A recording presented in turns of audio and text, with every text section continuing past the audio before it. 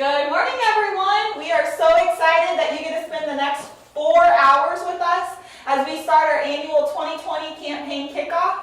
Just to kind of share a little bit about the day, we are going to be having a lot of executive directors from our local nonprofits coming in. We will have donors, board members, all of the things so that we can kind of help you have a better understanding about what our campaign is, what the United Way does, and what we need you as a community member to do to help us. This year's goal is $550,000, and so we are shooting high because we know that with everything COVID, it is going to be so important to raise these dollars to help our local nonprofits. Just to kind of share a little bit of background about the United Way with you, we have 3 core goals: health, education, and financial stability, and we are constantly striving to help strengthen our community, and that takes all of us. So we hope that you can join us and be a part of what's going on today, whether that's logging in here on Facebook Live or YouTube and streaming that and staying connected with us today, or joining us here at our office at 210 East Walnut. We will be here from 10 a.m. to 2 p.m. We'll have the food truck coming at 11 a.m., so be sure if you don't have any lunch plans, you come on down. We will have our Volunteer of the Year Award recipients here, and they'll be receiving those awards at 12:15. So perfect time to stop, get some lunch, see what's going on, meet our Volunteer of the Year Award recipients, and just have a good time with us. And like I mentioned, if you didn't see our live earlier, we will be doing giveaways. You can expect to be seeing those at 10:45, 11:45, 12:45, and 1:45. We have really great prizes. Local community businesses have donated to us, and so we hope that you can just take the time to check in with us, see what's going on periodically, and I'm going to kick it off to Amy, our board president. Hello, I'm Amy Trainer. I am the 2020 Saline Area United Way board president. Our board is so excited for this event. We've really geared up, and we're so excited for those of you to join us both virtually and online. A big part of today is kicking off our campaign. So we've got 3 ways for you guys to donate, probably more, but you can text 2020 campaign, all one word, to 41444. Again, 41444. You can donate online at unitedwaysalina.org, or you can send us a check. There's a donate now on Facebook option. You can donate through your workplace campaign. Lots of options. Make it happen, and we're excited to hit the $550,000 goal. Yes. So now we are going to show for the very first time our 2020 campaign video, and we hope that you enjoy this.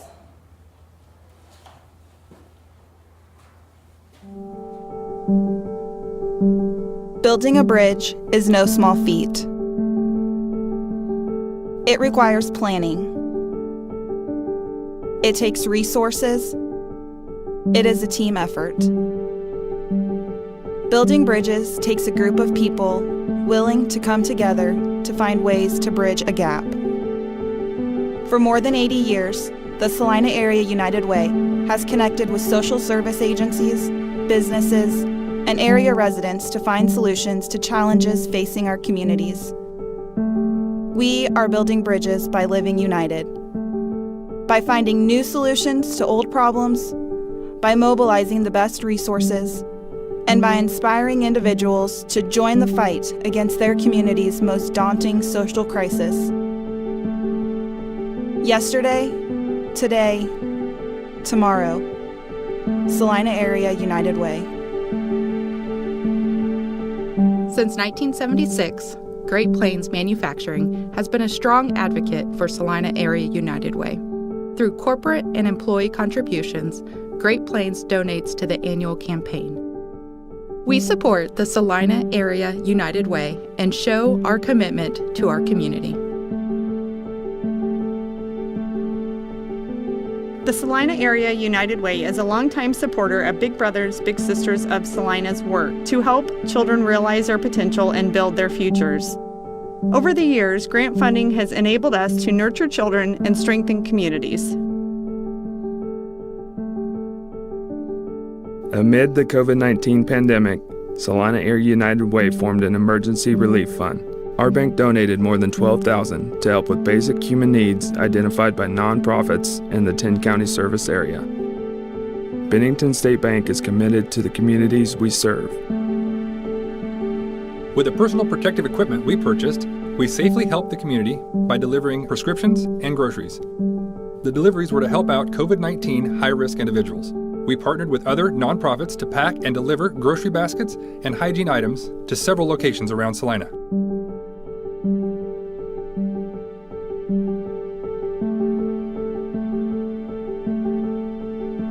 The Saline Area United Way is committed to making a difference in the lives of our youngest citizens.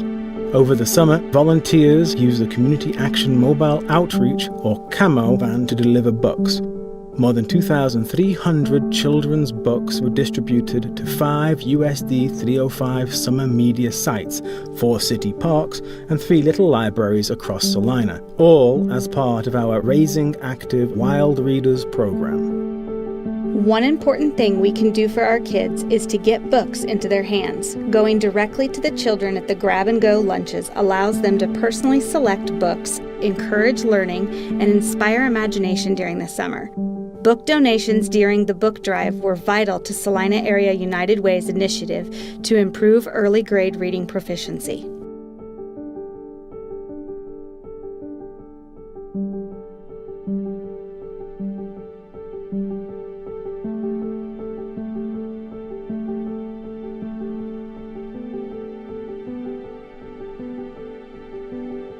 We've learned throughout our history that it's been easy to recognize obstacles standing in the way of a fully strengthened community. We've had many plans and we've used many resources, but we know that it truly takes a team to make these plans work. By helping us build these bridges, we can make sure that our community is healthy, educated, and financially stable. By helping us build these bridges, we can all live united.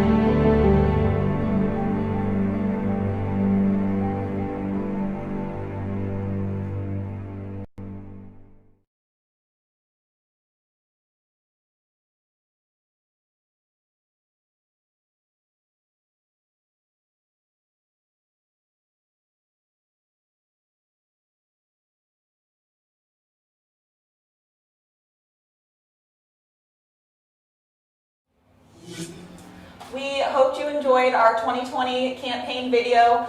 We really spent a lot of time on that, and we really wanted to portray our message of building bridges yesterday, today, and tomorrow. And I hope that you saw the connections with all of our different businessmen and women that are part of our donations, with our community members, with our grant recipients, all of that. So thank you for taking the time and watching that.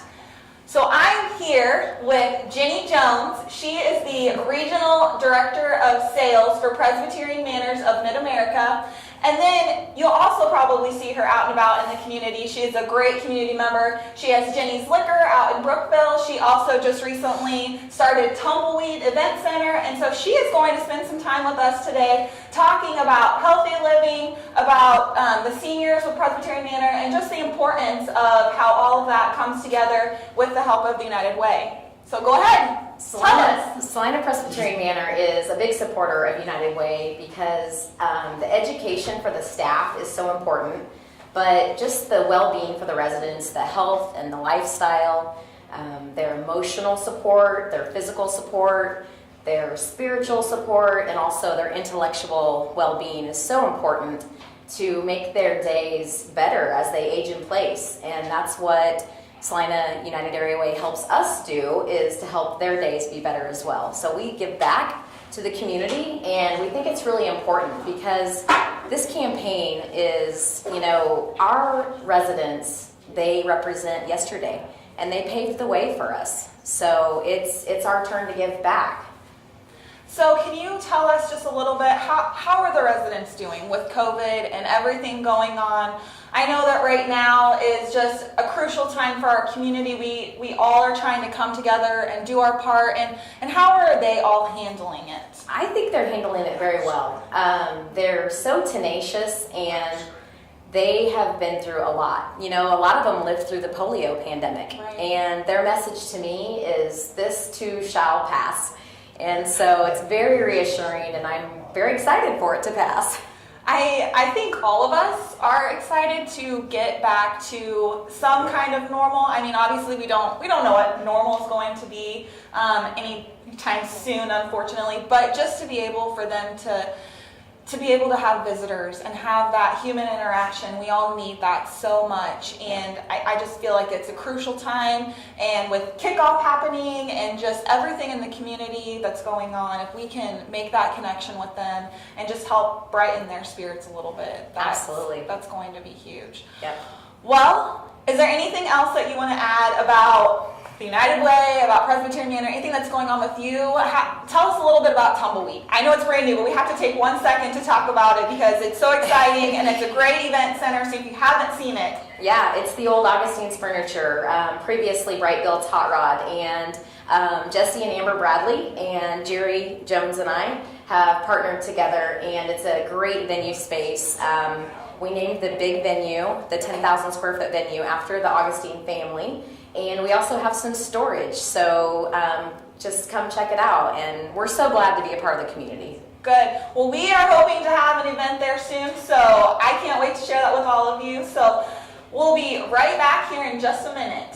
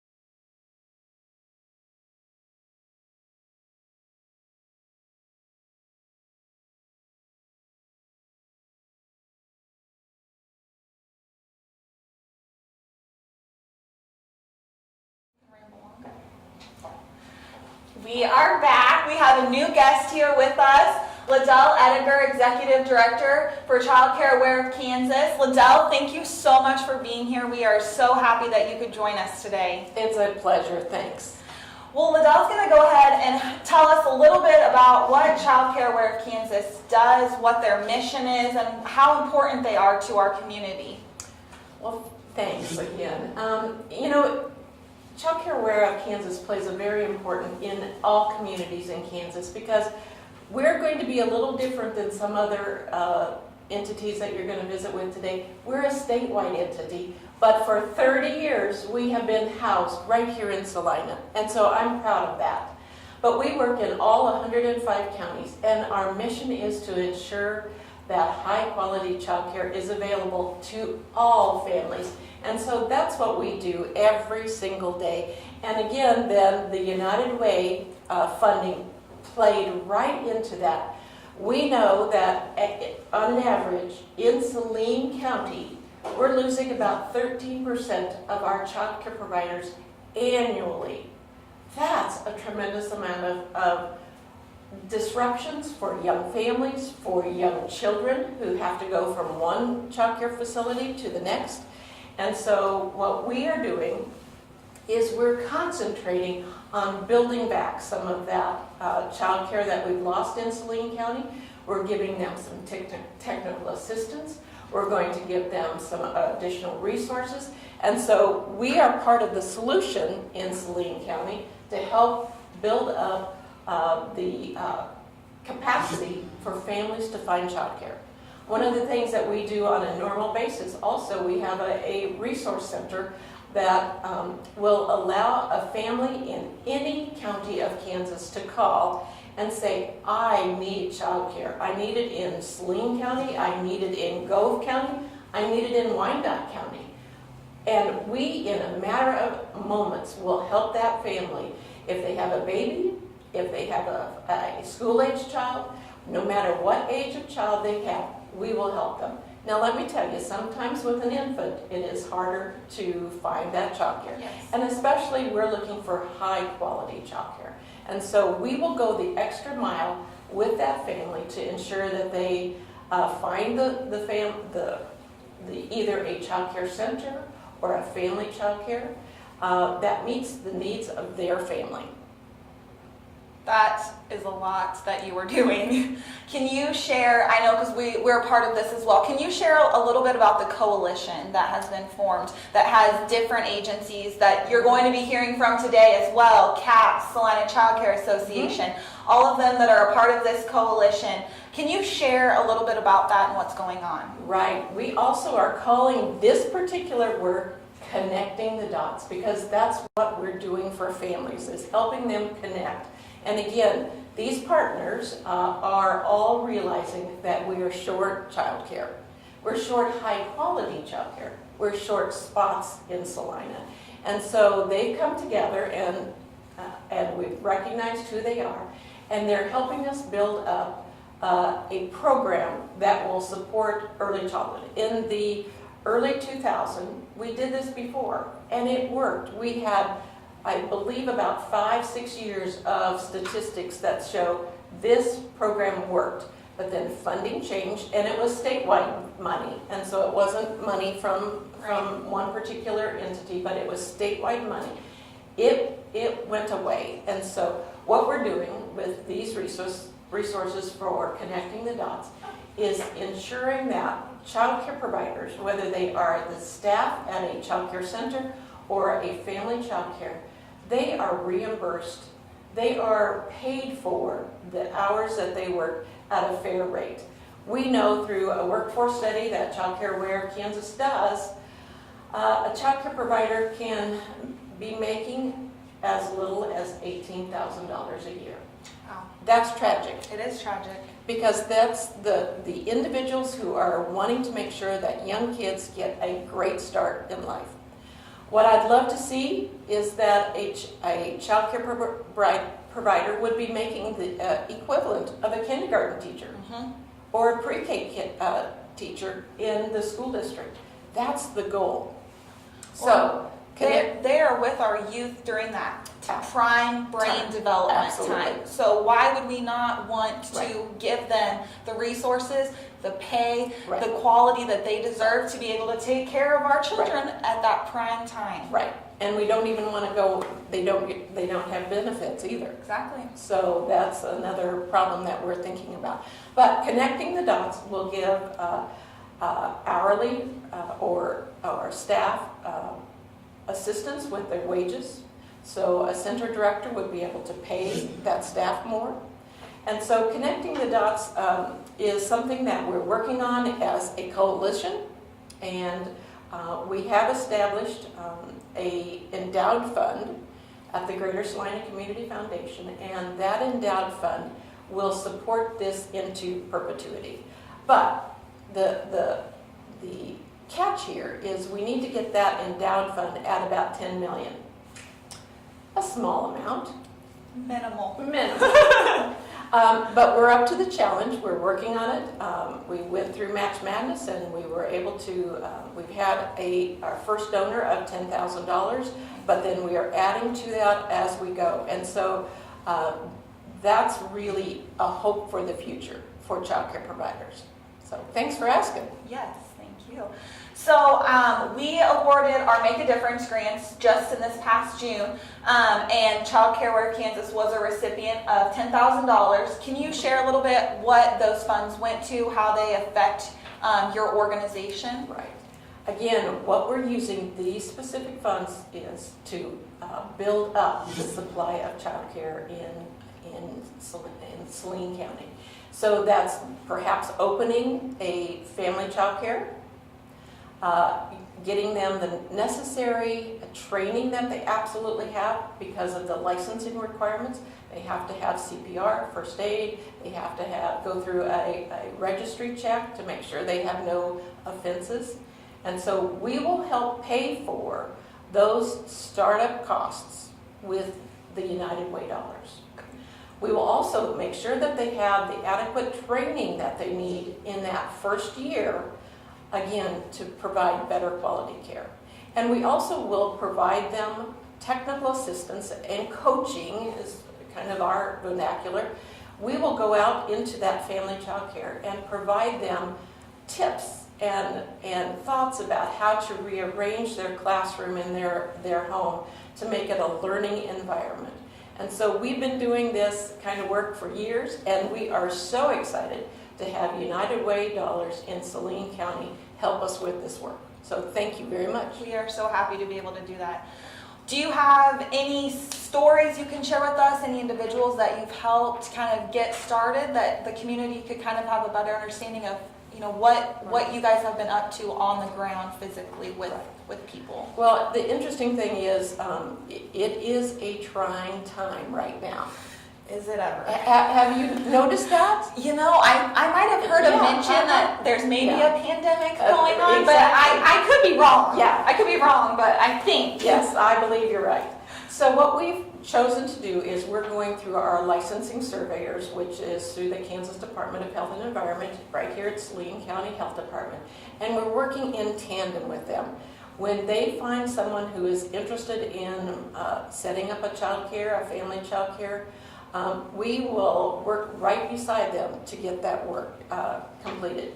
We're also thinking about child care centers.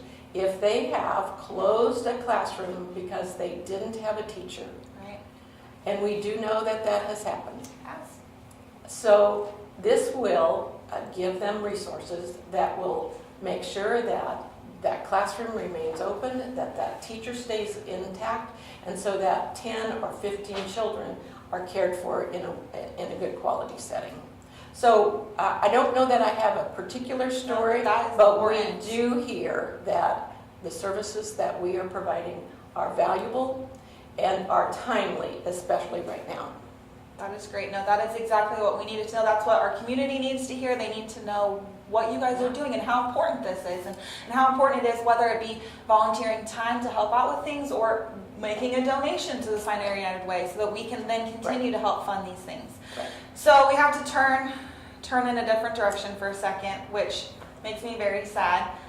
Liddell will be leaving Child Care Aware Kansas to retire to enjoy some of her own time. And so we have the new executive director here joining us today that we are going to have Liddell introduce to us and get a little bit of information and backstory of her real quick. We won't take too long, but Well, hi. hello, thank you for joining us. Thank you for having me. Yes. Liddell, do you want to introduce and kind of share, and we'll let her share a little bit about herself? And Absolutely. This is Kelly Davido, and she comes from us from Iowa. So welcome to Kansas, Kelly. Thank you. I'm so excited to be here. Yeah, and so she has great experience in terms of early childhood and system building and those critical components that we needed at Child Care Aware Kansas. And so she's been with us since early September, and I'll probably be in the office through October-ish.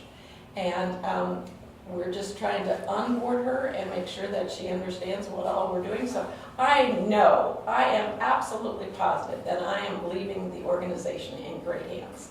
Good. Well, we will miss you so much, but we are so excited to have you and be able to work with you and partner with you. And just how has everything come with the move here and getting settled and kind of finding your way a little bit? I'm going to say it's been an adventure. Moving in a pandemic is a new experience, but we are settling in. We're becoming Kansans officially, and just really enjoying getting to explore the state in a new community. I really enjoyed being able to join the organization, and to be able to have Liddell's expertise and guidance throughout the transition process has just been amazing. Great. Well, thank you so much for joining us. Thank you, Liddell, and we'll miss you dearly, but we look forward to working with you and getting forward. And we will be back here in shortly with some additional visitors, so stay tuned.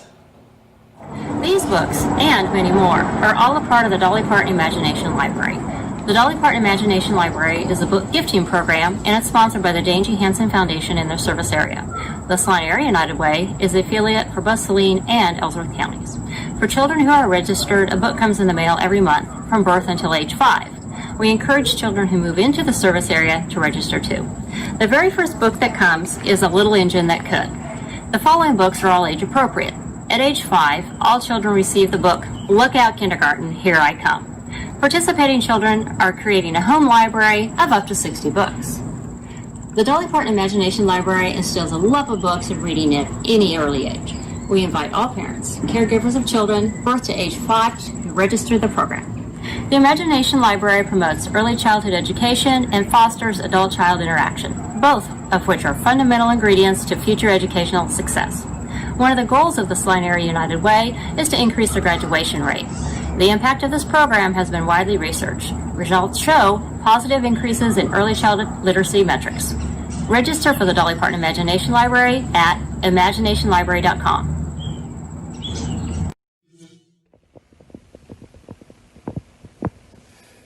I'm happy to participate in United Way by donating, because I think that it is a way that I can contribute to many good causes all at the same time.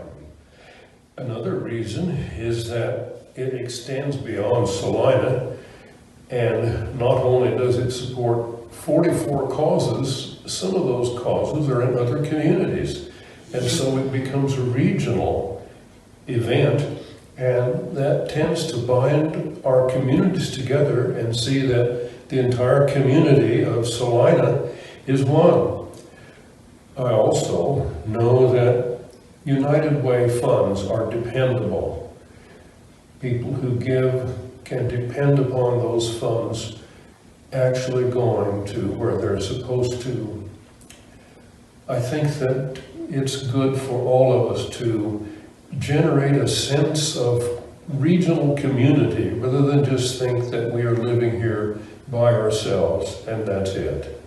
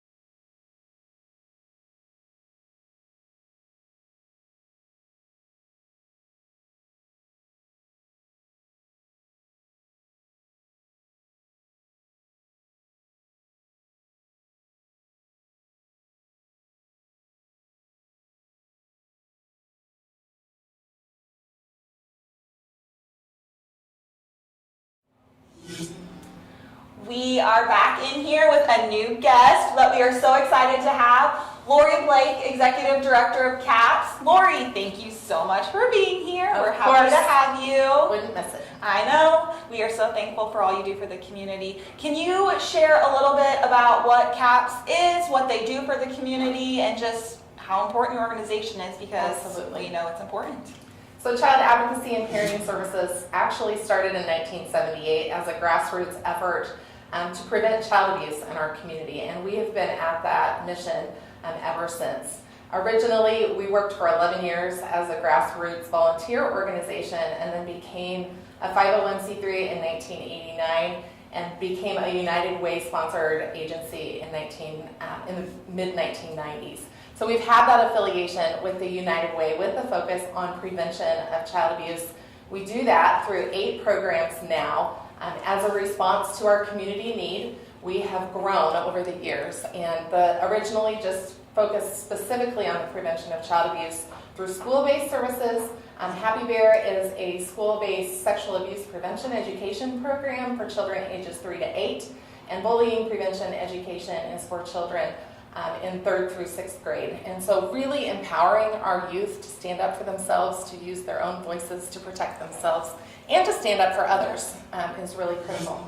But the real prevention comes in parenting education, and that comes from helping good parents become great parents. Because when you have a plan on how you're going to parent your children and you're intentional about those plans prior to getting into a stressful situation, we can prevent the abuse of children. And so it's for everyone in our community. It's not just limited to at-risk families or children or parents of children at a certain age. We really are blessed to be able to serve anyone in the community. It's all volunteer-based programming and comes into the agency. We do that through traditional classes as well as an online platform. So part of what transpired during COVID was that we were able to receive a United Way grant and provided some technology so that we could work remotely, and now all of our staff have the ability to be flexible and not have to physically be in an office meeting with families in order to complete our work. So those classes have opened up, and we literally are now a global organization. One of the classes that we offered this spring had participants from Peru and Mexico City in it. Oh my goodness. So literally taking the mission of teaching how to be nurturing parents and teaching how to develop those relationships with our children from a very young age has gone worldwide. So nothing like going global during a global pandemic. Right. So, and we couldn't have done it without the $5,000 grant from the United Way. There were 3 or 4 employees still left in the gap that our grants did not provide that technology for. So we were thrilled to be able to do that. Good. We're glad that we could help with that. And I think the other thing, I don't think maybe many people fully understand that your services are open to anybody. I think sometimes people might get that confusion that you have to meet some kind of requirement or things like that. So I think that's so important that you're sharing that and helping people understand that I could take it, if I needed to with my son and have a better understanding, because we all lead busy lives, everything's happening, things are happening, and we need that extra support to be able to cope with different things and be able to raise our children and do what they need done. Yeah. So really parenting comes down to a gut instinct, unless you're really intentional about seeking out that information to learn different ways to approach our very different children. I have 3 children, and they all 3 required different strategies. So we just want to give parents tools for their toolbox so that they can practice those skills and adapt as their children continue to grow. We do that, again, not in just a classroom setting, but also through our family mentoring program, which is an in-home visitation program. We come to the family home and work with families 90 minutes every week. And I feel like that is probably the most impactful opportunity we have to help families. We get to see what that environment looks like and help them address their strengths, as well as so to nurture those strengths, but also to address the needs within that family unit. So we're really lucky to be able to do that as well. Our involvement with the United Way also has expanded through the Child Advocacy Center, where kiddos are interviewed when they've experienced abuse, and through the CASA program, which is court-appointed special advocates that advocate specifically for children in foster care. So those are programs that have grown out of the community need, coming together saying, these are gaps in our services in our community, and how can we better serve the children and families who live here. In 2018, CAPS was the fiscal agent for the Partners in Early Childhood Education grant, which was a community impact grant through the United Way.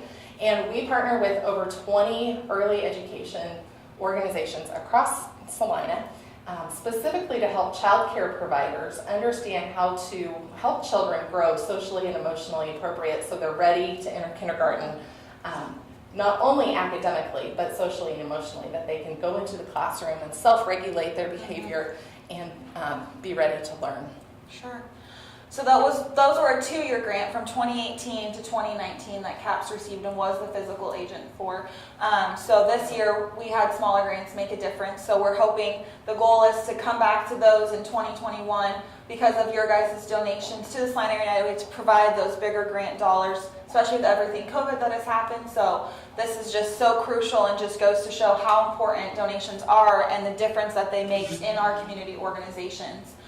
Do you have any stories that you can tell us? Any children that you can just kind of share some information on and just how important this is? One program that has received funding through that community impact grant is our respite child care program.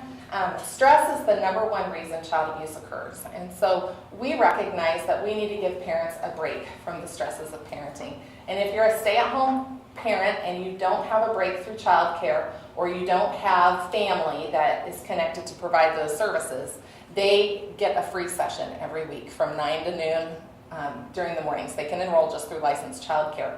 But we had a family that called when I worked for the agency way back in the late 90s and said, we need you to add our name back to the waiting list because we just found out that we are pregnant with twins. And they already had triplets and a single. So this family had 6 children. They used the time to go grocery shopping without their children. It provided great stress relief, and they got engaged with our parenting education. Those children have now graduated and are successful college graduates. The family was able to navigate that because of the support of the United Way. That is so great. Well, Lori, thank you so much for being here. I hope that this was beneficial to our community so that they can have a better understanding of what CAPS does and how important what your organization does for our community is, because I don't think we get to hear it enough. So thank you so much for being here. And hopefully we will see you and hear from you again soon. And now we will go on and be back with you in a few moments with another visitor. Stay tuned. Thank you. I would like to thank the Salina Area United Way for choosing Central Kansas Mental Health to be a recipient of the Make a Difference grant. This grant will help expand our mental health in school initiative to achieve excellent outcomes for children and families by purchasing the necessary equipment such as computers, printers, scanners, so we can be more effective in our overall care for children and families. Good mental health is critical to children's success in school and life. Research demonstrates that students who receive social, emotional, and mental health support achieve better academically. The Mental Health in Schools initiative closely aligns with United Way's goal of increasing the number of youth who are healthy and avoiding risky behavior. According to the U.S. Department of Health and Human Services, 1 in 5 children and adolescents experiences a mental health problem during the school years. Unfortunately, estimates up to 60% of students do not receive the treatment they need due to barriers such as stigma, transportation, parents' work schedule, and overall, how do I access these resources and services? The goal of the Mental Health School Initiative is to stabilize and provide treatment by making effective mental health services accessible and available in schools throughout Central Kansas Mental Health's 5 counties, service areas including Ellsworth, Lincoln, Ottawa, Saline, and Dickinson counties.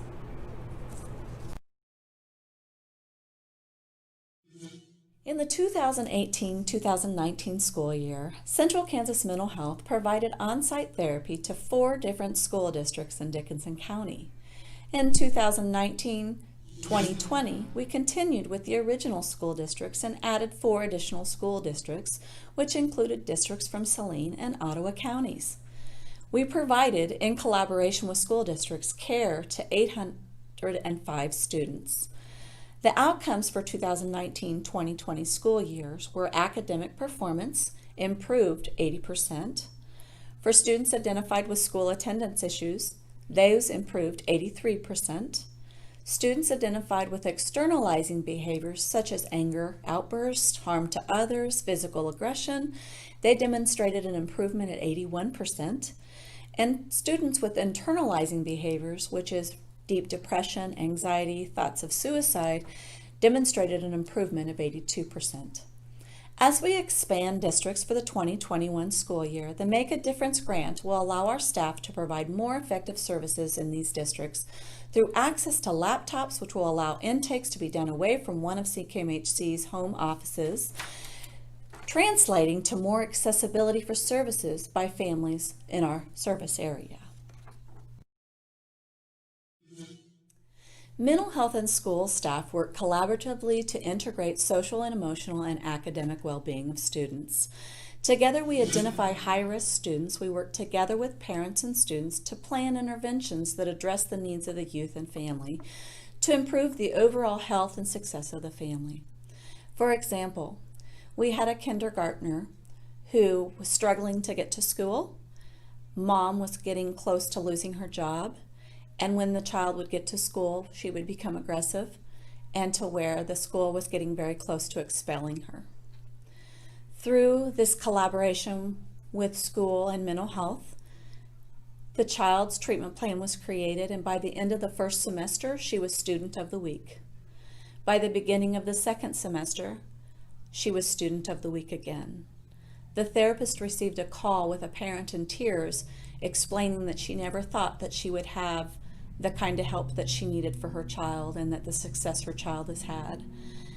And that is once again why we want to thank the Salina Area United Way and the Make a Difference grant, because we are able to provide that kind of care and get those kind of outcomes. Thank you so much, Glenna, for sharing that information to us. We really appreciate it. And so we are already coming up at the 10:45 hour for our first drawing. Time is flying by, and if you're just tuning in, be sure to check back on what we've already shared with you. Liddell was here, Lori Blake, we've had a couple donors talk, other videos, so if you haven't taken the time, please go back and hear what they have to share. But like I said, I just can't believe we're already at 10:45, we're ready for the first drawing. Be sure if you want to be entered in to win these drawings that you like, share, comment on our live video so that we can put your name in. But we've already have quite a few people in here, so the first one that we have is a $25 gift card to Blue Sky. Thank you, Blue Sky, so much for donating this. So here we go.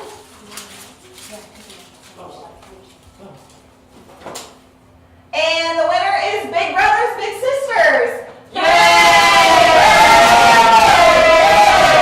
Feel free, stop over, pick up your gift card, and we have a new visitor. So yay! Oh my gosh! Okay, so tell me all about the things happening right now. Are we drawing for stuff? So we are drawing, okay. In case you didn't know. I didn't know all of this. You didn't know. How about you not tell me the important things? Sorry, food. I should have known better. Okay. Food. Okay. So we have drawings at 11:45 now, 12:45, 1:45. 3 more chances. 3 more chances for you to win. Oh my gosh! All right, I'm sweating a little bit. I like that. Pressure. Very good. Let's just shake these up. We'll keep these in here. Exactly. And then, but we're gonna have to add more because more people are gonna hopefully be logging on to see. I think they will be. I'm feeling pretty confident in that. Yeah, exactly. We've been telling people, hey, go to their website. Okay, by the way, we have good things going on. Stay tuned. There's very few small things, good small things happening in the world right now. So the Salina Area United Way is one of those. Really? Is there something going on? I don't know. It's like Christmas all day, every day. Christmas every day. Okay, so Blue Sky, it's out of the woodworks now. So now we have Martinelli's, Expression Salon and Spa, Sanity Boutique. Those are our 3 left. Beautiful. So if you want a chance to win, like I said, like, share, comment, all the things so that you can be entered in to win. It's an important day. It is an important day. And in case you don't have anything going on and you want to come down here, Hannah is just outside in the front doing cartwheels, screaming at people, screaming. No, sorry, that part's not accurate. Sorry, that's why I'm not allowed on places where there's important things going on. But yeah, I'm going to be chowing down on some barbecue here before too long. Before too long, 3B's barbecue. I can't wait. Yeah. Don't eat it all. I need some after this day is over. I mean, I know that I eat like quite a bit, but I don't think I can eat an entire food truck's worth of food. I have some How many friends have you invited? You know, you're on the radio inviting everybody, so who knows? I'm making sure that there's enough food for myself first, and then everyone else can come after. Okay, 11 o'clock. 11 o'clock, the food truck will be here. So if it's parked out there right now. It's out there right now. Okay, great. They're doing We have our tent set up, tables, chairs, all of the things. We have Schwann's Pizzas outside in case you want to come by, take some pizzas home. You hungry tonight? Don't have dinner plans? We got you covered. Schwann's. So, all the things. So, big brothers, big sisters, be sure to come. I'm becoming a big on Friday. I'm meeting my little on Friday. Can you believe that? Well, and you know what? Amanda is going to be here later today to share Big Brother. Celebrities! I know! Celebrities! My God. Okay. We are going to take a short break, get some more people in here, and do some more things. I know. I'm way too excited. I need to take a breather here for a second. Hands on your knees. I know. No, did you know that hands on your knees is a sign of weakness? Don't put your hands on your knees. You keep your head up. Do not be weak, Hannah. Sorry. I mean, you can be the strong one today, Claire. That's the only thing that matters is that one of us. Okay, fine. Okay, so stay tuned, and we will be back. Well, this is Andy Holtberg. I'm the Executive Director at Ashby House here in Salina. We are a community service. We have 3 major programs. We have an emergency family shelter, a sober living apartment complex, as well as transitional housing. Typically, we serve between 50 and 60 people every evening who's staying in one of those facilities. We applied for the emergency COVID relief funding through United Way because the large portion of our clients were unable to work, or their hours were drastically cut during one of the closed down phase here in Kansas. And so they were unable to purchase their own toiletries, groceries, just the basics. And so we were really in a tight pinch because we didn't have the funds in our budget to provide for those needs. And so we applied for the funding and got it through United Way. So very grateful for that because it came at just the right time when we needed it the most. We were able to help 40 adult women and 10 children through this for the months that we were in closed down.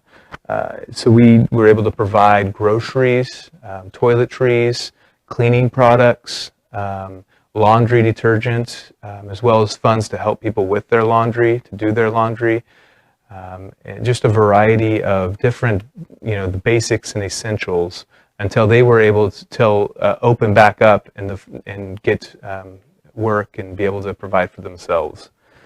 With specific stories, we have, so many. I guess one young lady, she came to us with 3 children.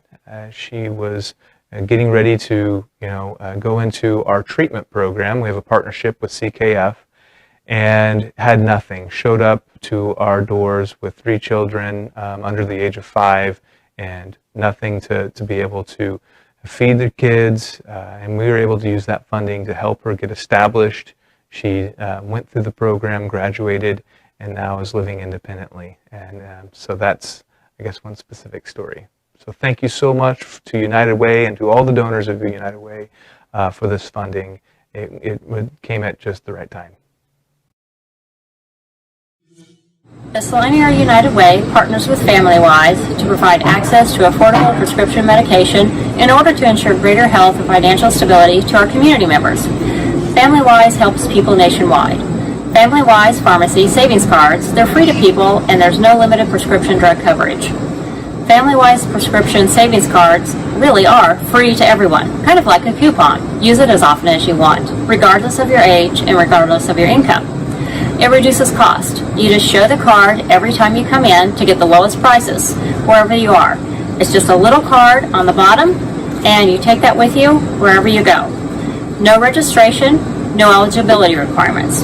It covers FDA-approved prescriptions and medications. The savings of the average of 45%. It's accepted at major chain pharmacies nationwide.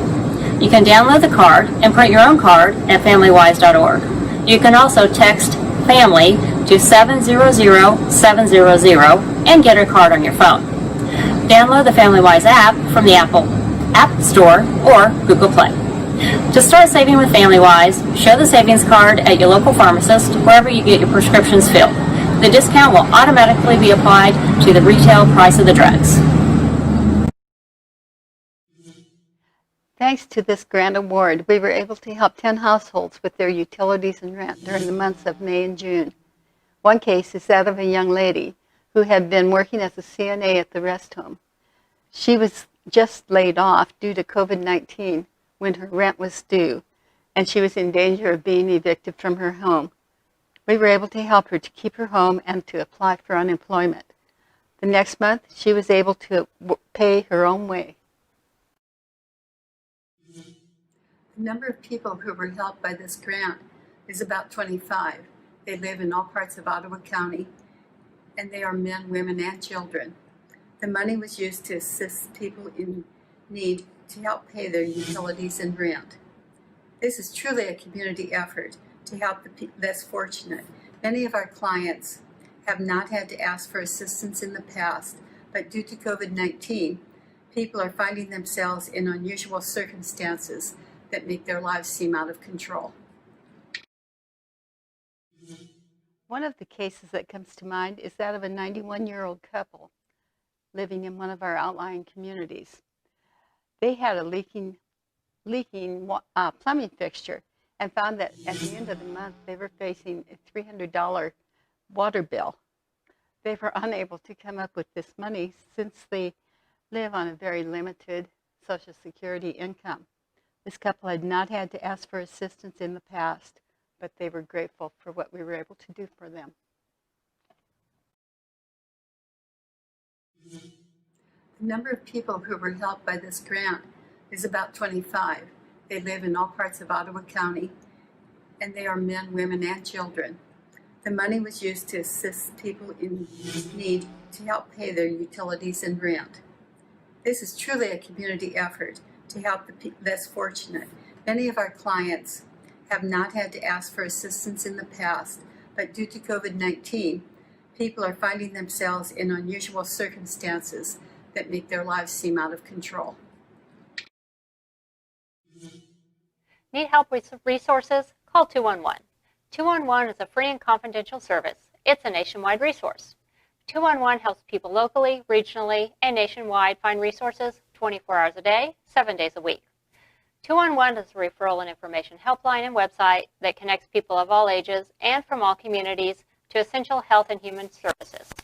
Dial 211, these three numbers, and speak with a live, highly trained service professional from any cell phone or landline. All calls are private and confidential. Text your zip code to 89211 or research on your own at your own computer or laptop, 211.org. 211 professional help thousands of people every day. They help with essential needs like rent assistance and food pantries and shelters, clothing, transportation, and more. This vital service is one of many of your Salina Area United Way resources.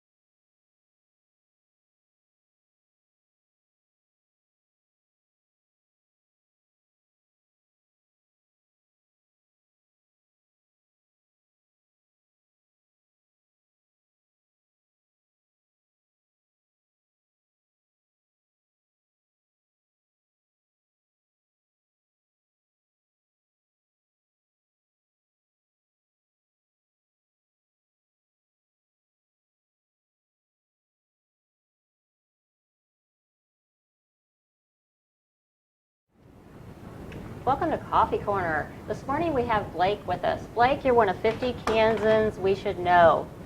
Go figure, how does that happen, huh? You're our neighbor just down the street. Tell us, what's going on and what's some of the success that you're helping drive in our community?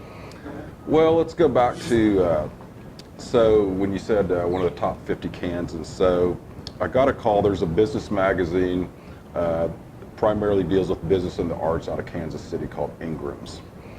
And for whatever reason, through whatever channels, they heard about some of the stuff I've been doing personally, along with my business, Midwest Music, and then also my band, Sunset Center. So it was all kind of tied into one big interview about that. And so there were actually two folks that, so this Ingram's Business Magazine has an annual issue in June called Top 50 Kansans You Should Know. And honestly, there were two of us, ironically from Salina. Yes. So it was myself and Mike Berkeley, retired CEO of Bennington State Bank. But anyway, so as I, did an interview with these folks, and we just talked about, different things going on. So for me personally, my family, heritage, and then myself, I've been the owner of Midwest Music. My dad started it years ago, and then I've been the sole owner for probably 30 years. And we deal with, primarily our business is dealing with public school music education. We deal with school systems, basically all the way from Hayes to Manhattan, Kansas, and all stops in between. Probably a 60-mile radius around Salina would be our bread and butter. So we've been involved in promoting music education for many years. The second part of this was about, I started, I'm also an active musician myself and play drums, and I started a band called Sunset Sinners that's actually doing quite well and has really taken off on a large scale. Not quite as large because honestly, we've had a 6-month setback. A little bit quieter, yes. Absolutely. And so we've been doing a lot of cool things, making waves with that. We just had a new single release last week called Friday Night. That was for people that aren't aware of that. So we're actually working on a new music video that'll correspond with that. But that was done. I was actually out in Nashville about just literally a year ago and met with some key people out there. And when we got back, the guys we met with from Anthem Entertainment, which is one of the largest publishing and entertainment groups in the world. And then they obviously have their office in Nashville, and they sent us back a song. They go, hey, we got something that no one's really picked up on yet that I think you guys would do a really cool job with, and the song's called Friday Night. And I listened to it and I go, man, it sounds like that Luke Combs song, Beer Never Broke My Heart, which is huge now. And they go, well, yeah, guess who wrote it? These guys. And I'm like, oh, that's cool. That'll, So we ran with that. It's just released on all social media services like Spotify, Apple Music and stuff a week or so ago. And then we're still in the process of shooting different music video footages for that. So that's just one thing. Our original music video and single called Always Time for One More Beer is kind of gone viral. We're less than a year, and on like YouTube and Facebook, it's close to 500,000 views, and it's gone international. It's all over the Midwest and the Deep South, but we can even track it. It's in Prague and Munich and Eastern Europe, which is pretty cool, just to watch that happen. So that's cool. Yeah, really great examples of what you, your father, your friends, traveling to Nashville and back, things that are driving success here in Salina. So thank you for joining us today for Coffee Corner. Any last minute quick thing you'd like to share? Well, there's a third part of this that is my involvement with Salina Downtown and some other area organizations. And one, real quick, is I'm myself and the Sunset Centers. I've aligned myself with a gal named Chrissy Strutt from Belleville, and she started a foundation called Connor's Cuddles that she deals. She makes custom blankets for little kids with cancer. And so Miller Lite's one of our sponsors. They did like 100 and some shirts for us, so we sell those. All the proceeds go to Connor's Cuddles. So far we've donated $2,500 for Connor's Cuddles. I'm starting a new promotion through Midwest Music called Wipe Away Child Cancer. And so I'm having custom imprinted instrument polish cloths. The sales from all those will go towards that. The other thing I've really gotten involved with is the Stiefel Theater. So, most of our listeners are very familiar and they've been to the Stiefel Theater. So, I've gotten really involved with two things there, Rockin' the Fae and the Red, White, and Bruised shows, which has been really cool. So. Yeah, driving success. We appreciate all you're doing. And thank you for coming by today. You bet. Glad for having me. Thank you.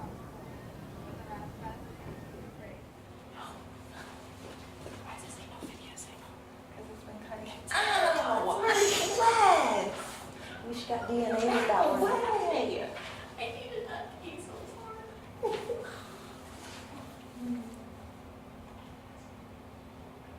Okay, we are back, and we have a new guest with us, Dana Fritter-King, Human Resource Manager for Assurance Partners, and we are lucky enough to have her on our campaign committee, so being a part of this whole big day that we have planned, playing a crucial part in what we do and how much we appreciate everything. Dana, thank you so much for being here with us. Thank you, Claire.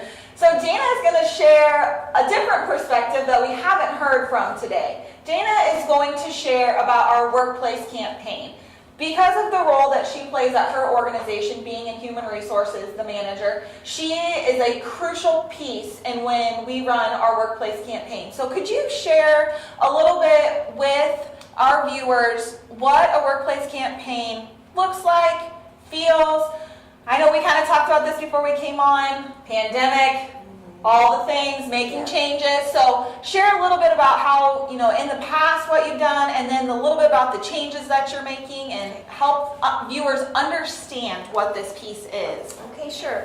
At our organization, we typically start our campaign out with a breakfast, and most of the people that work there have done it for a while, so they know that we started out with a breakfast. The most important meal of the day. Yes, and so we usually have somebody from the United Way come and speak to us about what we've done in the past, what the United Way has done for the past year. And we have the breakfast, everybody pays to participate in the breakfast, so their money then goes to a donation. So throughout our campaign, which usually lasts a week to 10 days, I try not to make it go too much longer because it can stretch out too long.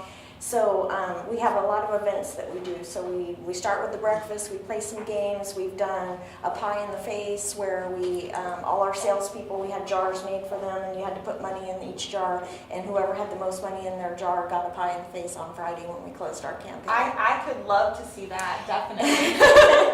Well, they did too. And so the salespeople would put more money in somebody else's jar, so they didn't get it, and we didn't tell them who was going to get it, so we put blindfolds on them, so when it came down to it, we didn't even tell the employees who was getting it until they It was a surprise for everyone. It was a surprise for everyone, so it was a lot of fun. We've played a lot of other different games too. We did baby pictures where you had to pay to guess, who was who. And we've played a telephone game, and everybody just pays mostly dollar things. Sure. And we collect money like that through there. So then we do give away some prizes the company provides so that people can. We've done community theater tickets and Stiefel tickets and zoo tickets and stuff, and then so we have a raffle and we collect money for that. So those are all the things that we do for the extra money, and then we also then really try to educate everybody on what the United Way does so that they can do payroll deductions. Right. So our campaign is typically donated through payroll, so I do that. We get all their pledge forms, and they decide what they want to donate, and then we do that throughout the year.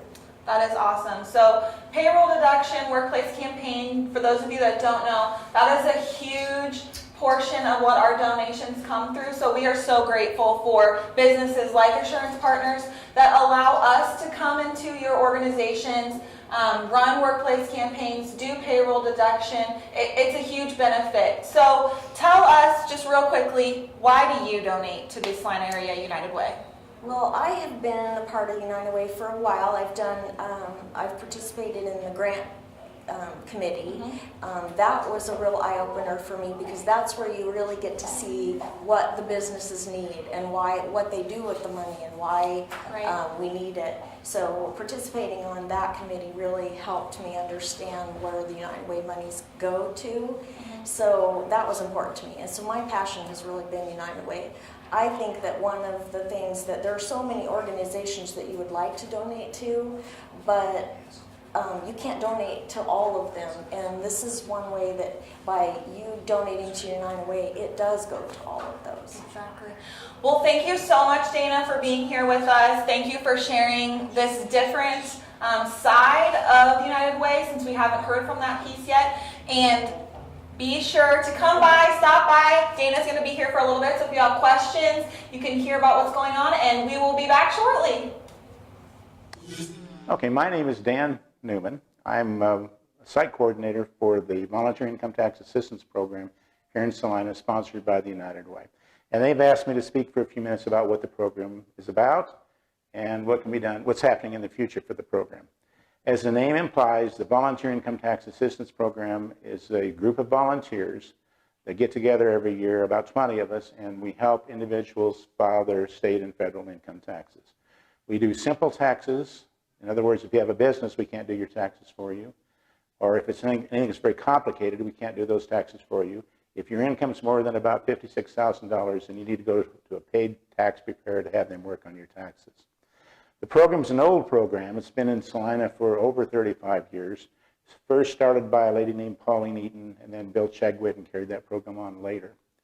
It's a program that's certified by the Internal Revenue Service, and what that means is that all of our volunteers have taken training to make sure that we are following the ethics and privacy standards established by the Internal Revenue Service. So when you come in, you should know that you'll be treated in a fashion where like everyone wants to be treated, and the information that you have is not going to be shared with anyone. If you're doing the taxes, our preparers also probably receive another 50 hours of training so that they're preparing accurate taxes for you. We might not get the results that you want, but it's going to be accurate. In other words, you might owe money, but we're pretty sure that's what you really should be owing.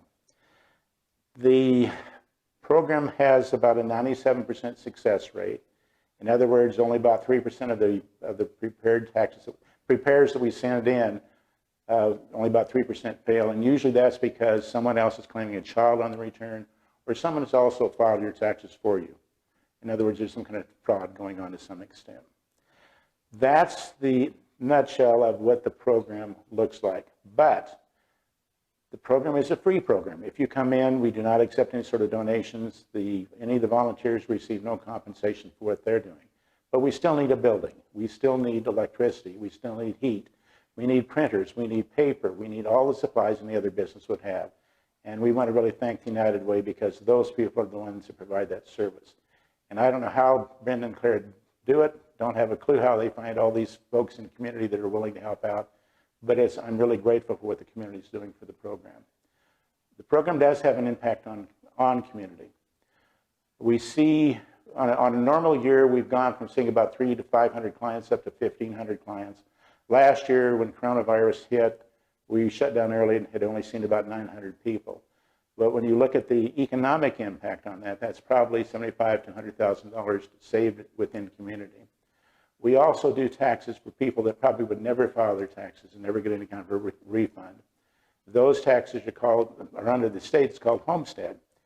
And lots of those people have no income or very little income to report to the federal or state government.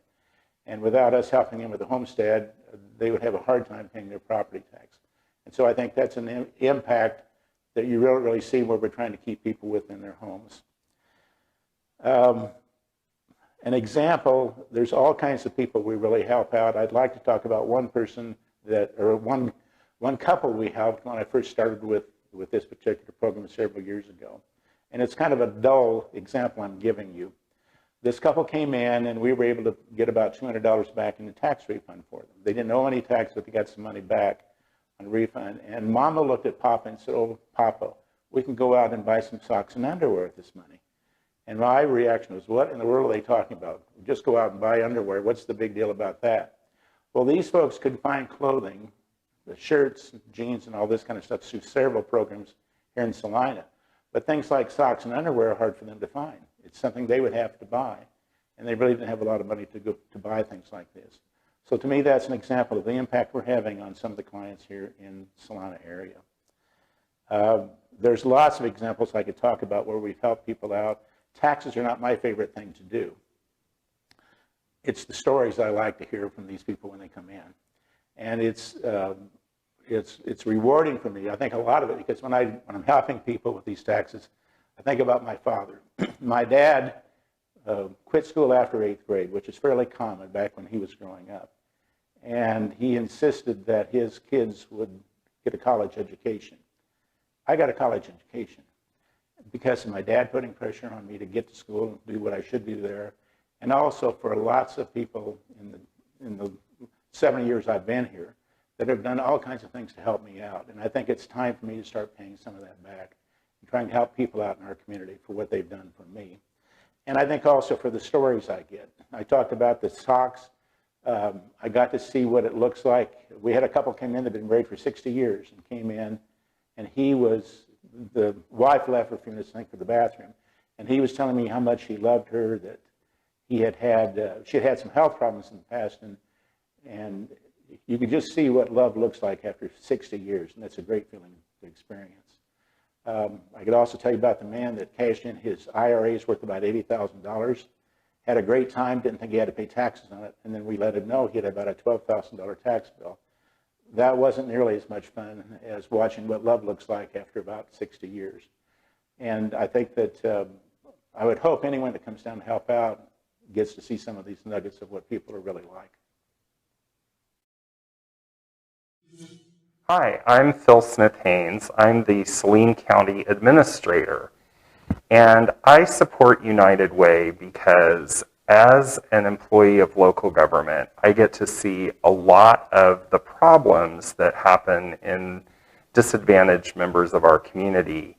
And we often feel helpless in tackling some of the big issues, but through United Way, I can donate in a single gift to multiple agencies attacking the problems from multiple directions.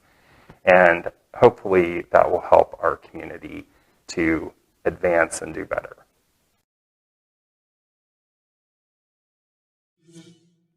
To be responsive to emerging community needs, the Saline Area United Way offers grants to nonprofits in the Saline Area United Way 10-county service area, the Make a Difference Grant and the Community Impact Grant.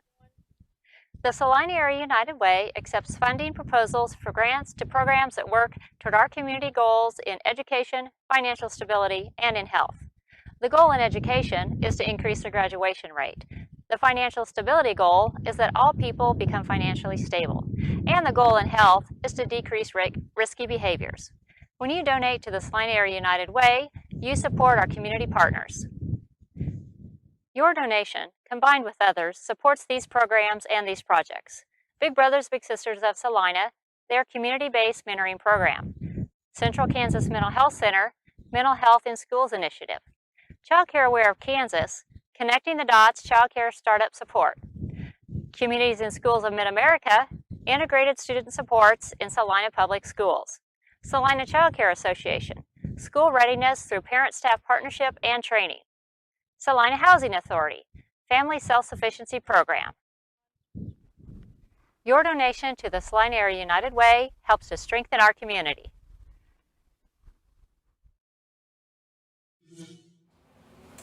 We are back, and of course, as you can see, we have another new guest, Jessica Martin, President, Executive Director of the Greater Salina Community Foundation. Jessica, thank you so much for being here with us today. You're welcome. Thank you for inviting me, Claire. Yes, so we're going to take a different turn on this interview per se. We've been hearing from a bunch of different organizations that have received grant funding from us in the past, and now we're going to kind of flip that role. We're going to talk about what is the difference between the Saline Area United Way and the Community Foundation, because Jessica and I both know there could be some confusion as to, what is each of our roles and what our play is for the community. So Jessica, I'll let you kind of share a little bit just about the Community Foundation, what your role is, and then we'll kind of talk through what the difference is and how important it is to donate to both of us. Sure, that sounds great. As Claire said, I think we work really well together, and both organizations are important to our community, but there are some minor differences. So a little bit about the Community Foundation. We were formed 20 years ago to really serve as a connection between donors and charities for permanent giving. So we are sort of like the community savings account. We take gifts, put them in a permanent fund, and then we use the interest off of that to make grants back out into the community. For United Way, we're sort of like that long-term support for United Way and many other nonprofits in the community. Right. So talking about the Community Foundation being the savings account, which then in turn would make the United Way the checking account. Our dollars that are donated to us are for the here, right now. You're not seeing that build up, that savings account like you normally would. When you donate to us, then we turn right back around and put that right back into the community. So we like to refer to each other as the checking and the savings account, because that really truly is the easiest and way to understand what the difference is. And we are so fortunate that we have received just recently, actually, a grant through the Greater Salina Community Foundation to be able to purchase some additional equipment so that we can continue to inform the community about what's going on. So we are so grateful, again, to show how important this partnership is and the ability to be able to have the opportunity to apply for grants like this so that we can continue to put the dollars that you donate to us back into the community and have the opportunity to apply for some additional funds. And then, of course, like Jessica can talk on, we do receive funding from different foundations as well annually to our campaign that are then turned back around and put into the community. Yes, so I think that's so important. Again, if you are looking to make that impact today, now, definitely give through the United Way. If you're looking for that longer term impact, at the end of your life, you want to leave a legacy, and that's sort of what Claire was talking about. We have donors that have made gifts at end of life that are continuing to support the United Way today and many other charities in town. So that's where we can really work together. So, give to them today to help with their campaign, but then also give later so that you can always support the United Way. Exactly. So we're going to turn the notch for just a second now. As I hope you have heard me mention, we will be awarding our Volunteer of the Year award over the noon lunch hour, and that is a partnership with the Greater Salina Community Foundation. And we are so grateful to be able to work together and to award individuals who do give so much of their time back to our community. Jessica, do you want to kind of share about what the Community Foundation's role in this amazing opportunity for people? Yeah, so the Volunteer Award has sort of a long history in our community. It was originally through the city of Salina, and then they were looking for a more permanent home for that. So it was housed at the Community Foundation for several years. It was the Citizenship Award of the Year. But as we all know, there's just a lot of different awards in the community, and we felt like we were duplicating services. So we really wanted to partner with the United Way and say, how can we work together? We have this amazing endowed fund that can support the award, but you really know who the volunteers are out there doing the work. So we're partnering together, and it was named after Nancy Klostermeyer, who used to serve as the director of the Volunteer Connection. So that's how it transformed over here, and we're so grateful to partner with United Way on this.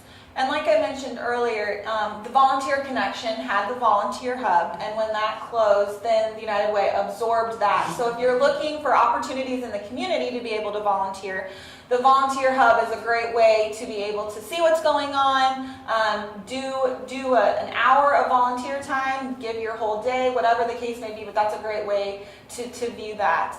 How is your staff doing? We've mentioned this a few times.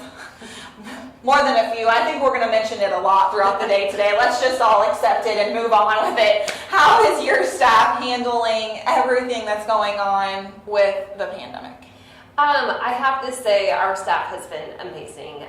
We bring the positivity every day. That doesn't mean there's not struggles like with everybody, but we are very fortunate to be able to work remotely if needed. We have some staff that comes into the office, some that work from home, but we all know what our purpose is every day, and that is to help the community. So I think we've been lucky in that sense, and we get to help other people help those that are in need. And I know we kind of talked when this all first started that you guys were reaching out to different nonprofits, kind of just wanting to know what the struggles are. Is there anything you want to share to let the community know, what you guys learned from that? Anything that you want to share, and just sharing how important everything that we're doing is? Sure. I would say that if you can find a place to give unrestricted dollars to the charities in town, that's where they need the most support. They're doing the work, they know what's going on, but giving them a check to say, continue to do your good work, especially the ones who have lost revenue because of services being closed down for COVID. We want to keep our community strong with our nonprofits, and right now, every dollar that you can give will make a difference. Perfect.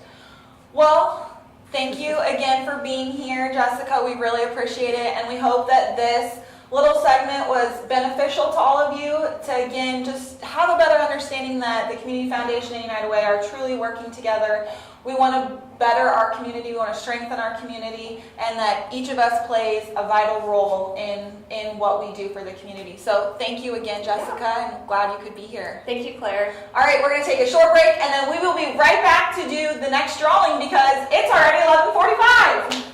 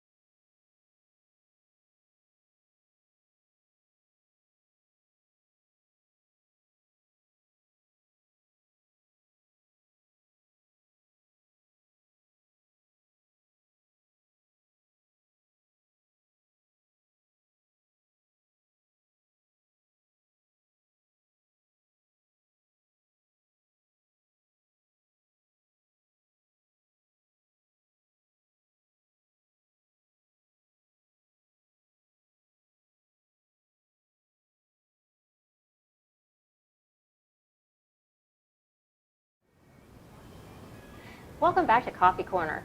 I have Julia with me, and Julia has been on the grant committee with the Saline Area United Way, a while. I believe that one of the first ways we met was, would you like to go out for ice cream? Yes.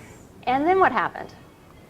Well, the rest is history. That's the first step, is she asks you if you would like some ice cream, and then she starts talking to you about, the United Way, and you can just see the passion. And there was really no way for me to not agree, or at least agree to come to one of the meetings with, just to see what it was about. And immediately I was hooked, and just really felt like what the United Way stood for was what I wanted to see in our community. As I started, I think, about a couple of months after I had moved back to town. Which was really good. She was at Communities at Schools at Lakewood, Yes. and I'm very involved with Lakewood with the Back to School Fair, and there was a lot of things that we were in and out your school at that time.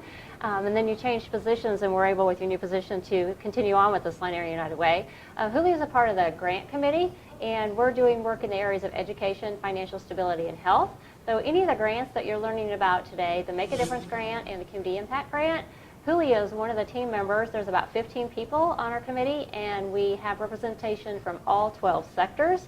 An example of Julia, the mom, works for the government, world traveler, what else? Has worked in education. So when you think about who is a community, and the Saline Area United Way is a volunteer-driven organization, that way we have representation on all of our committees from people such as Julia. And it's kind of a year-by-year commitment for the grant committee. And we just finished up the Make a Difference grants, and we'll be getting ready for our next grant cycle before we know it. Yes. We are so glad that you're on our committee, and also she's on our board of directors. So anything else you'd like to add about Salina, Saline Area United Way, that you can think of right now? No, it's just been a great experience as I've gone through different positions, and I just really am excited of what's to come. Yay, lots of great things happening. So Yes. Thank you. Thank you.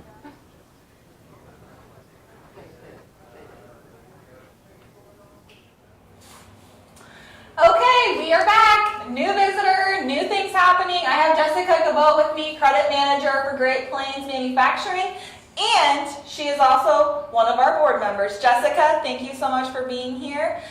So, because I got to ask all the questions here. Tell us a little bit about being on the board at the Saline Area United Way, why you're on the board, how long have you been on the board, all the things. Sure, absolutely.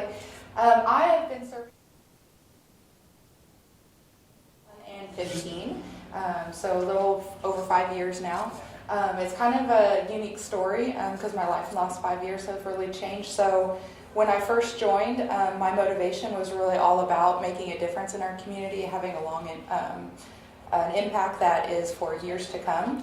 But in the last 5 years, we've started a family, and so serving on the board now means even more to me, mostly for the same reasons, but really now I have little kiddos to think about and what the community might mean for them in years to come. So I really enjoy the United Way, really because of the diversity of grants and projects, programs that we do. Health, education, and financial stability all have importance to me on different levels, and we get to work with different organizations throughout the community. So I like the diversity. I do feel like we make a difference in the community, and I'm looking forward to serving on the board for our community as well as my little kiddos. Perfect. So you mentioned programs. Jessica is the program chair for our program committee. So let's switch to that for just a second. Let's talk about programs. And most people, really don't know how many programs we do, as I am finding out. We do a lot of different programs. So go ahead and first let's share about the program committee, kind of what that entails, and then lead into telling us about our programs and how, all the different ones that we do and what they do. Sure. Okay. I do think that our program committee is the hidden gem for the Saline United Area Way. We do quite a bit of work throughout the year. We are a committee of volunteers, so there's a group of us that meet every single month, volunteers from diverse backgrounds all over the community. We meet to talk about how the upcoming programs are going to be administered or run, and then also do evaluations on the current programs that we just concluded. Some of the programs that I am most excited about is our Roar reading program throughout the summer, raising active wild readers. And we got to do that this summer, hand out books during the lunch disbursement throughout the summer.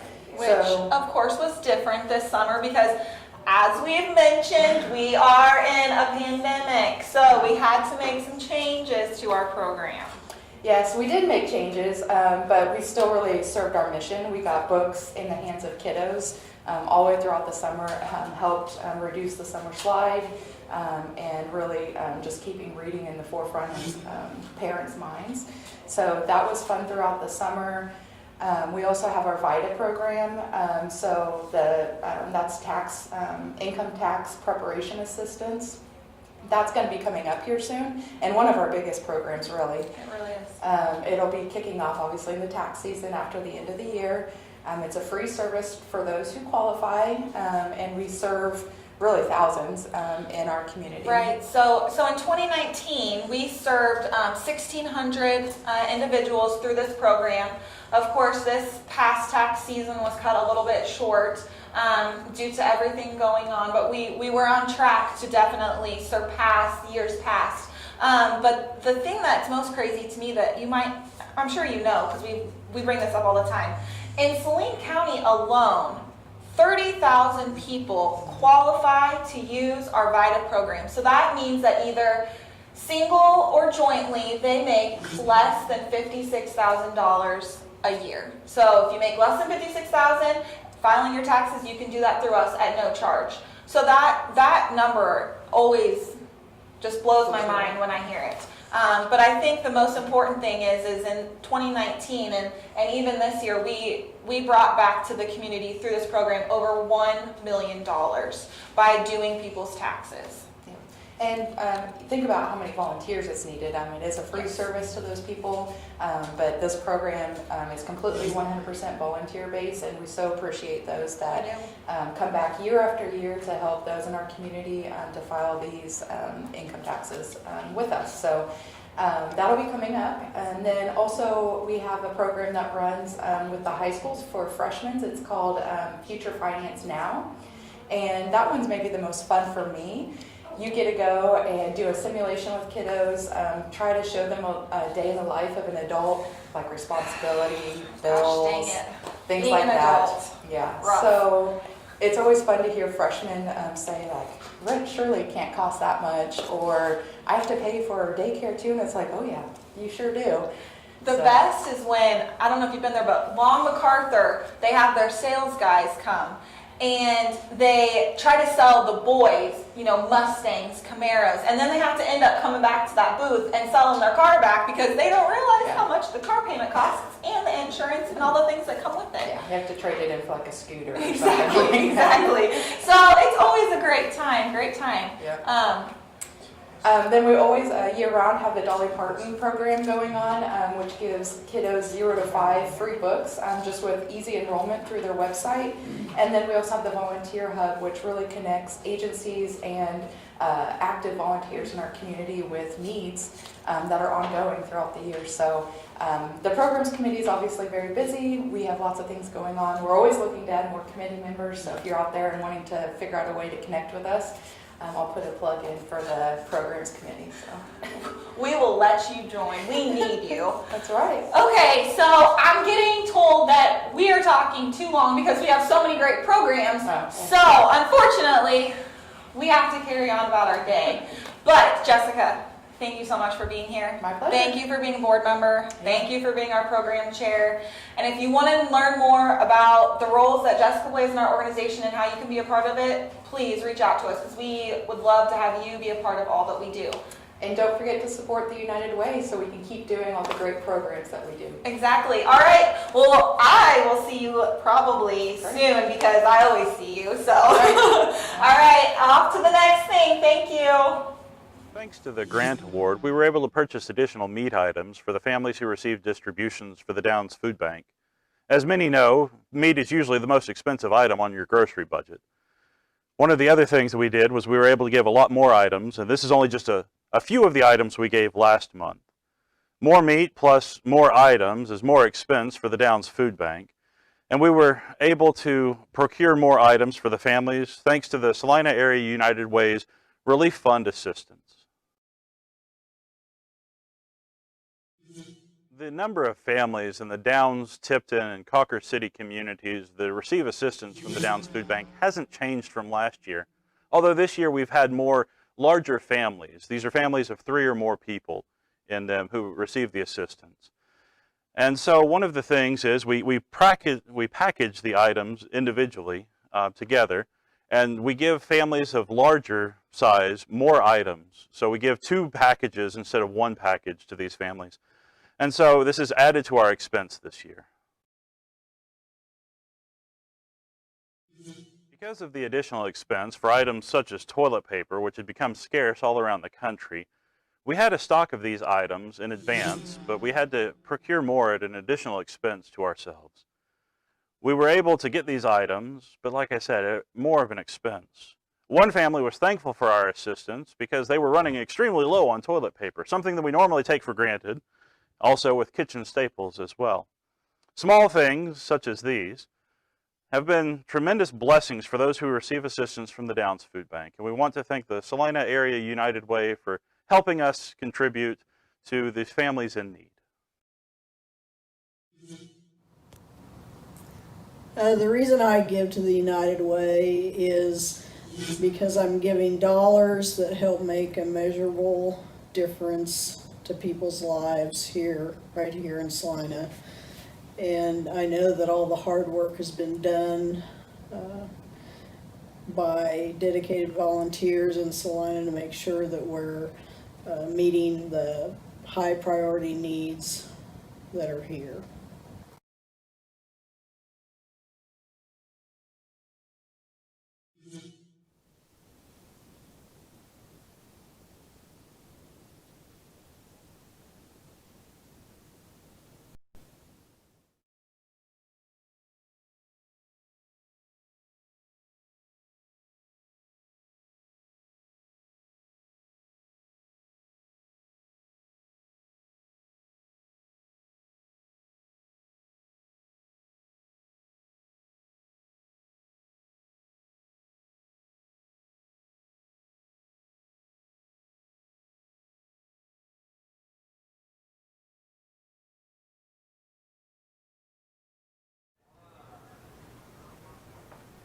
Welcome back to Coffee Corner. Today we have Amy with us. Thank you for joining us this afternoon. We're glad you're here. It's great to be here with you. Now, when you and your staff realized all the challenges that were going on with COVID-19, what did you and your staff do? And you invested some money from the Salina Area United Way. Tell us about that.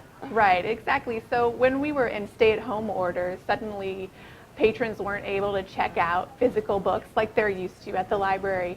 And so what we saw is our numbers of checkouts on our digital content really went through the roof right away. And so we knew that we needed to really invest in making that service more robust. We also knew that there were a lot of parents, like myself, suddenly stuck at home with young kids and looking for resources on keeping them busy and helping with their school resources. And so we turned to United Way to help us fund the purchase of almost 100 books that really focused on STEM education, helping with math, craft projects, resources that parents could really utilize right away at home with their kids. So we're glad that that worked because we did our fundraising and folks donated to the Salina Area United Way, then folks such as the Salina Public Library writing the grants, and you do the services. You know who your clients and your patrons are, then you provide for those basic needs. And all those parents, just as you said yourself, now you have a couple of kids that were at home, so you had that firsthand experience on what do we do and how do we do that. Right. It's really a challenge for your environment to change so quickly. And as parents, we're often looking for ways to create some normalcy or ways to keep things fun and light and not necessarily focused in on the news and the strangeness of the situation. And of course, on top of that, we're also now helping to educate our kids. And maybe it's been a while since we've done long division. Yeah, because not everybody was meant to do teaching. I really appreciate all the people that did. So exactly. we're glad you applied, and we're glad that you put that the funds from the COVID relief to good use. It sounds like that was a very successful project. So thank you. Yes, thank you to the United Way.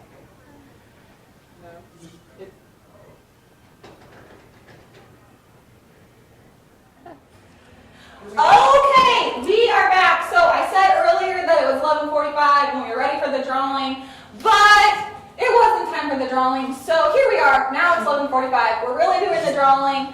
We got more names added to the bucket. We got a $25 gift card to Sanity Boutique. We kept Jessica around because, of course, it's way more fun when you have another person with you and you're not doing crazy shenanigans by yourself. So we are going to let Jessica draw for us for the lucky winner of this Sanity Boutique. So let me just give this a little shake. Okay. I can't draw it without a drum roll though. All right. And the winner is Nate. Woo! Nate! Please, I already know that's who that is because I know you've been watching and we appreciate all that you are doing to watch. Nate is with Communities and Schools of Mid-America, which are also have been grant recipients from our COVID fund and our Make a Difference fund. So Nate, Sanity Boutique, I know that you are looking for a new outfit. They have good. They have good guy stuff. So come in, pick this up, go down there, shop a little, get all your stuff, and so thank you. Pleasure. And now, you wanna, can you take that from me? Thank you. Okay, so now we're just gonna go straight into the next thing. So we have a new guest here. We're gonna get him to come on in here because he's really excited and we're gonna really get excited about this. Okay, here he is. So, Jake Wise, branch manager, CAP Fed, board member, vice president, campaign chair, all the things. I could go on and on and on about all the stuff that you do here, but we only have a few minutes, so I have to stop talking, so you can stop talking. No, start talking. You can keep talking. That's perfect. Okay, so Jake is going to tell us about the campaign, because obviously what I have said is not enough. He has way more stuff to add. Talk about the campaign. Talk about why you are on the board. Share with us, why you have chose to be a part of the United Way board, why it's important to you, because people want to know that, so that we can get more people on the board. Okay? Yeah. All right, take it away. Well, the campaign actually kicked off today. We've got all of our businesses involved. It wouldn't be successful without our internal coordinators for each one of those businesses also, so we want to give them a shout out also. Woo! Yeah. One of the things that really drew me into the United Way is just really the impact that it has on our community. I think it's important that we give back to our community. And you'll hear from all the agencies that are talking today on how much it means. So we really want you to consider giving to the United Way because it has a huge impact within those agencies specifically. As far as me joining the board, it's one thing that, like I talked about, the impact and just volunteering for the United Way just kind of morphed into a bigger role within being a part of the board. I'm passionate about it. I try to put in the work for it. So I hope that, other people will kind of gravitate towards that same passion also. So Exactly. And I think kind of what we've mentioned, with the United Way, health, education, financial stability, those are three specific things, but when you really think about it, all of our agencies in the community, they're all encompassing into those three things. So if you're looking for a way to donate and find a way to contribute to, any agency, this is truly the way to do it, because we believe in funding agencies so that they can continue to do and provide the services that they provide and not have to worry about where their funding is going to come from. We take that burden off of them, which is why it's so important to have a campaign chair, a campaign committee, so that we can put on our campaigns and raise those dollars. Yeah. Do you have anything else you want to add? Why you aren't from Salina? No, I'm actually from a small town called Cocker City, Kansas. Exactly, and then you lived in Topeka for a while. Correct. And you were a part of United Way there. Correct. So he just couldn't get away from United Way because he thinks that we're great, and I don't know why he wouldn't. So, okay, that's all we got. Okay. Okay, thanks for being here. If you haven't already come down United Way, 210 East Walnut. Food truck is out there, hungry, lunch is starting. We'll be heading outside actually here very shortly because we are going to get ready to do our Volunteer of the Year award. So, perfect time to tune in or head on down, get some lunch, meet our recipients, and we're going to continue having a good time here. Thank you and see you soon.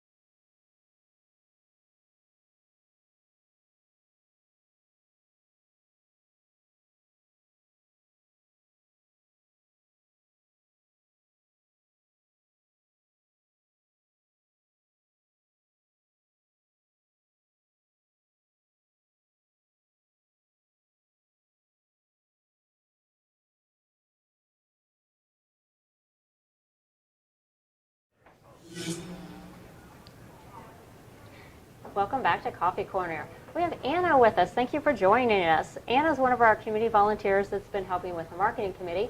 And we asked Anna just to share a little bit about what's going on with the marketing committee, what's the process, and how are you helping promote this year's campaign, Building Bridges Yesterday, Today, and Tomorrow.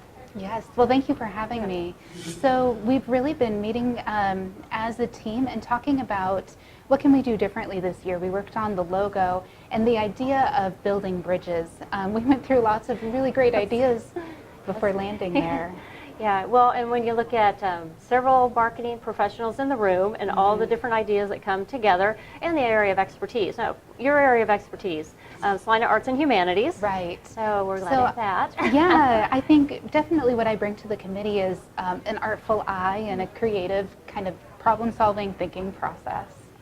And the video, you were also in the video, so if anybody got to see our Building Bridges video, you were there holding signs, taking pictures. It was a lot of fun over in Oakdale Park. I was more behind the scenes for the video. Oh, you might catch a glimpse of me, but it's not not very right up front. Yeah, well, what's one of your favorite things so far about the committee, something that you've been to help with the marketing committee? So I love just getting together with other professionals. It's been great seeing the brainstorming process and the collaboration that's happening. Doing the logo and the video was really exciting to just see it all come together. And we appreciate everyone, whether they're coming in person, whether they're doing the social distancing, or they're participating by Zoom. Right. Now, when you think about the Salina Area United Way and Give, Advocate, Volunteer, Anna fits in our volunteer category, so we're appreciative of that. Thank you for joining us today at Coffee Corner. We're glad you could stop by. Thanks for having me. Yes.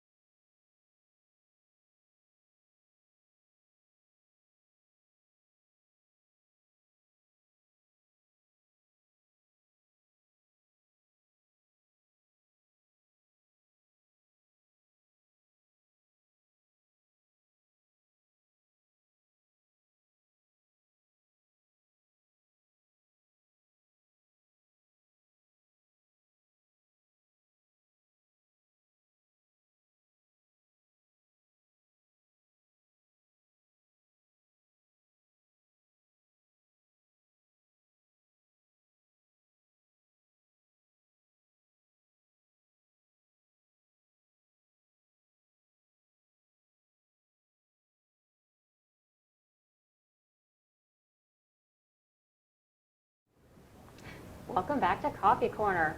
We have Laurel with us today. Thank you for joining us. We're glad you're here. Thanks for having me. Now, when you think about the Saline Area United Way, how is the Saline Area United Way strengthening the community? And you as a volunteer, as one of our board members, as well as an officer, our secretary, how you personally are seeing the community strengthen and how United Way is strengthening the community? Okay. So I'd start by saying I actually grew up in Salina, and the United Way has played a big part in all aspects of people's life, from when you're younger kids with programs such as the Dolly Parton book program. And it has different programs through all different stages. Then for adults or college age students, there's that program to help college students, right, find out what they want to do. Well, yeah, and freshmen in high school, juniors in high school, and just every age, just like what you're saying, yes. And then the taxes, that's the...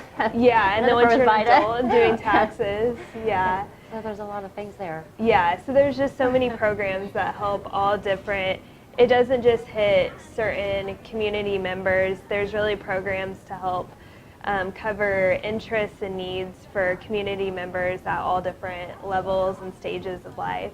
So I think that's really important. And it's just a good way, as someone who did grow up in Salina and has moved back to Salina, to help keep people wanting to come back to the community, as it creates an atmosphere of being united and helping community members out, to make them want to come back to the community and start their families and careers here. That's one thing we do think about that.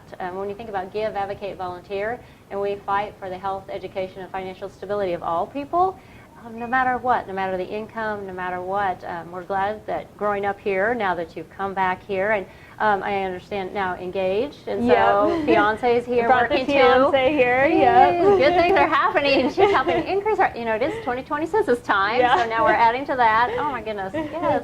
Now, and then as a board member, you've been on the board now this last year, so another level of giving back. So I appreciate all that you're doing here for our community. Well, thank you, and I appreciate being on the board and being able to help the community as much as I can, because I've definitely received a lot of help and encouragement and support from the community, so it's nice to be able to give back as much as possible. Okay, well, thank you for joining us on Coffee Corner. Thank you. Yeah, see you later. All right.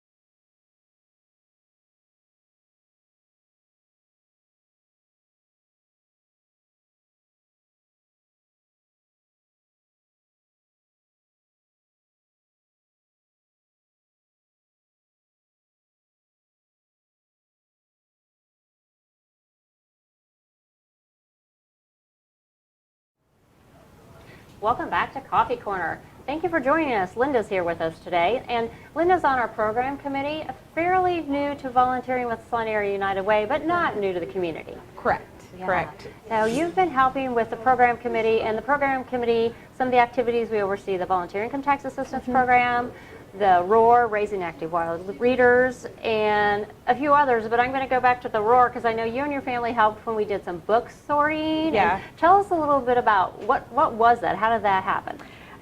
So you had offered it through our program management meeting, and I was like, oh, that'll be great for me and my kids. I have a 15-year-old and 14-year-old. They need service hours for school, so I was like, hey, let's go do this summer. And they did, and it was really fun because we got to look through all the books, and we're like, oh, remember that book? Oh, Yes, remember that all the book? reminiscing is like, hey, remember? So they're all like, oh, this was your favorite book when you were this little. And I mean, we enjoyed it. We had a really good time. Well, and it worked out good because it was during COVID, and we had the opportunity that people were wanting to give, wanting to do something. So we had our first ever book drive here at the Saline Area United Way, and we benefited from individuals who bought new books for us, gently used books were donated. The Salina Public Library donated several thousand books for us.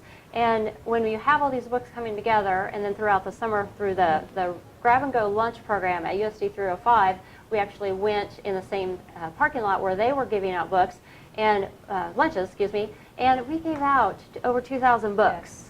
So knowing that when people start donating books and you get 1,000 books in a room, just sorting them by all the different ages. I don't remember. It's like kindergarten and first and second and third and fourth and the kind of the junior high, and oh my goodness. It was fun. And my daughter, oh, I'm reading this book, and it's well, your daughter's an avid reader, I remember. Oh yes, she's an avid reader. Yeah. Well, we're glad that your kiddos can help with some of the volunteer things, and I understand your communities and schools. Yes. Now, how does that relate to? Our goal in education is increasing the graduation rate. How are you helping increase the graduation rate? So we're kind of just that person inside the school just to kind of maybe help them get through some tough situations. Maybe they might not, their parents working, and so maybe they just need a little extra support. And so we're kind of just there. We have a caseload of kids that, just need us a little bit more than maybe others. And we provide food, snacks for everybody at Central for my program in Lakewood. We have a food pantry, we have school supplies, we have a clothing closet. So we have an abundance of resources, available to students that need them. Yeah. Well, that's good because you never know who might have the question. And I'm sure your office is kind of centrally located, so if kids need to pop in and out, you have a good relationship then with the students, a good relationship with the teachers and the parents. Yes, and it's a very good program. We've been there about 6 years. So at least at Saline Central, we've been there about 6 years. So it's great. It's a good thing for kids because they can just, no judgment, they can come through the door, they need a snack real quick, just to get them through the day. Well, and that kind of overlays into our other, when you think about our other goal of health, decreasing risky behaviors, and then with financial stability, that all people are financially stable. So helping with some of the things like the food or the clothing, and then if you're there to listen and have that conversation with them, hopefully that will give them some of the self-esteem, help them understand the values, and that you're there to listen. Maybe they'll make some better choices or have a conversation with you about the choices. Yeah. And were you, this summer, you were probably busy with kids and family during all of COVID, so you could appreciate the fact of having another adult helping. Oh yes. It's always nice to have that, or a second, I always call it a second set of eyes, because sometimes you might not be seeing it in a different realm. Yeah. So. Well, that's great to hear from you, and congratulations, communities and schools, and thank you for stopping by Coffee Corner. We appreciate it. Perfect. Nice to see you.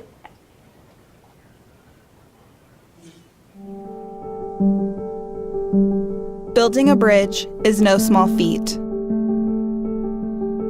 It requires planning. It takes resources. It is a team effort. Building bridges takes a group of people willing to come together to find ways to bridge a gap. For more than 80 years, the Salina Area United Way has connected with social service agencies, businesses, and area residents to find solutions to challenges facing our communities. We are building bridges by living united. By finding new solutions to old problems, by mobilizing the best resources, and by inspiring individuals to join the fight against their community's most daunting social crisis. Yesterday, today, tomorrow. Salina Area United Way. Since 1976, Great Plains Manufacturing has been a strong advocate for Salina Area United Way. Through corporate and employee contributions, Great Plains donates to the annual campaign. We support the Salina Area United Way and show our commitment to our community. The Salina Area United Way is a longtime supporter of Big Brothers Big Sisters of Salina's work to help children realize their potential and build their futures. Over the years, grant funding has enabled us to nurture children and strengthen communities. Amid the COVID-19 pandemic, Salina Area United Way formed an emergency relief fund. Our bank donated more than $12,000 to help with basic human needs identified by nonprofits in the 10-county service area. Bennington State Bank is committed to the communities we serve. With the personal protective equipment we purchased, we safely helped the community by delivering prescriptions and groceries. The deliveries were to help out COVID-19 high-risk individuals. We partnered with other nonprofits to pack and deliver grocery baskets and hygiene items to several locations around Salina.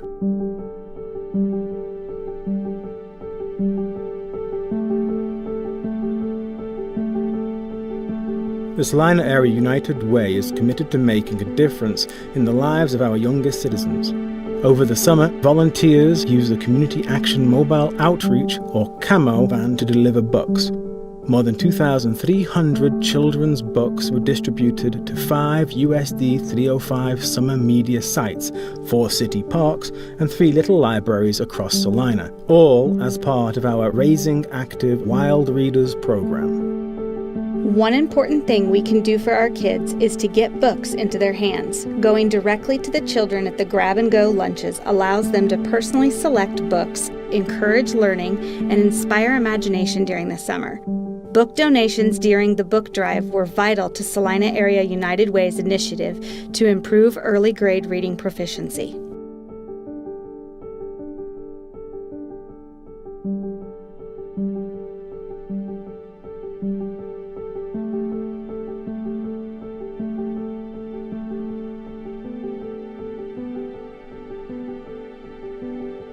We've learned throughout our history that it's been easy to recognize obstacles standing in the way of a fully strengthened community.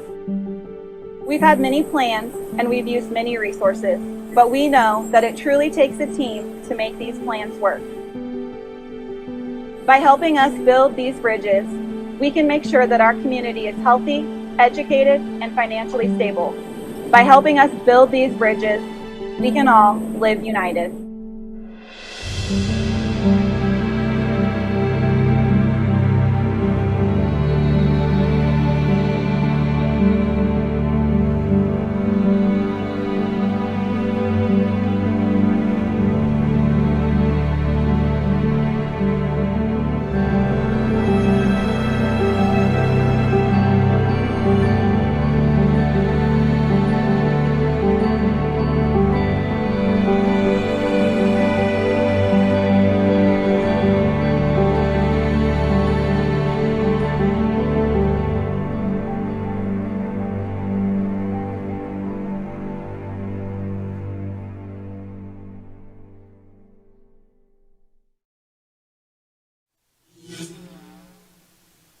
Okay, so we are back, and you get to see a whole different view now.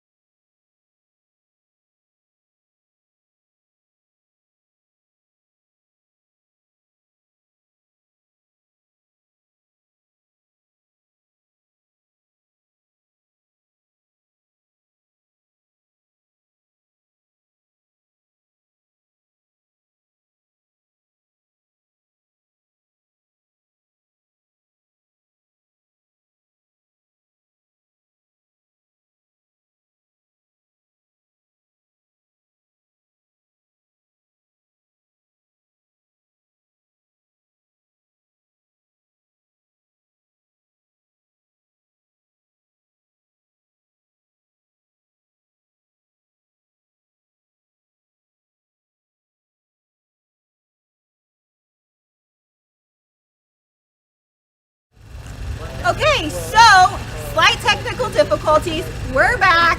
We're so happy to be outside, different view for everybody. So real quick, as you can see behind us, we have the food truck here, 3B's Barbecue, tents, tables, chairs. Everybody's on the other side because we're talking this direction. So it looks like nobody's here, but there's a lot of people here. So come down, join us, be a part of it. We're really happy. So now like I've been mentioning, we are going to shift gears now to our Volunteer of the Year award recipients. We have two amazing individuals that are going to be receiving these awards today. And to give a little bit of background on this, this is the 5th year that the Salina Area United Way has presented this award to volunteers in our community that are living, breathing, sleeping, eating, all the things of the community, of the Salina community, giving of their time back to the community so that we can all do our part. The award was named after Nancy Klostermeyer, who was the executive director of the Volunteer Connection. When she retired and the Volunteer Connection closed, the United Way absorbed the Volunteer Hub, which is a great place if you're looking for volunteer opportunities, create your profile, looking for nonprofits that are needing help in the community. That is a great way and a great place to go and check those out. So this year, of course, I think I've mentioned this 100 times now, but I'm going to mention it one more time because I know you're not tired of it. Because of COVID-19, the Volunteer Hub has kind of taken a shift. We haven't been able to do as many volunteer opportunities. We haven't been able to get our organizations the ability to be able to put those on just because we're all trying to keep everyone safe. So we this year asked for nominations from our local community partners of individuals that they felt really play a vital role in our community, that give their time to the Salina community and truly make a difference. And so I am so excited to be able to share this day with them and award them this amazing, amazing award. Yes, exactly. And Amy, I'll let you go ahead and just say a couple words. Yeah, I just want to say, so like what Claire said, we reached out to all nonprofits and asked for nominations, and we had these two fabulous people that the board just couldn't get past, and we were so excited to select both of them.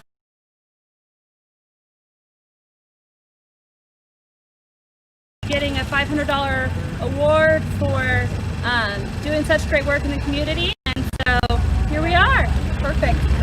So I'm going to go ahead and read a little bit of information about both of these individuals. So on my right here, we have Dr. Ken Guest, a native of Coffeyville, Kansas, and the oldest of 4 brothers. Dr. Guest graduated from the University of Kansas in 1970 with a degree in chemistry. He married his wife, Susan of Salina, then served 4 years as a U.S. naval officer. After service in the Navy, he attended the UNPC School of Industry, graduating in 1978.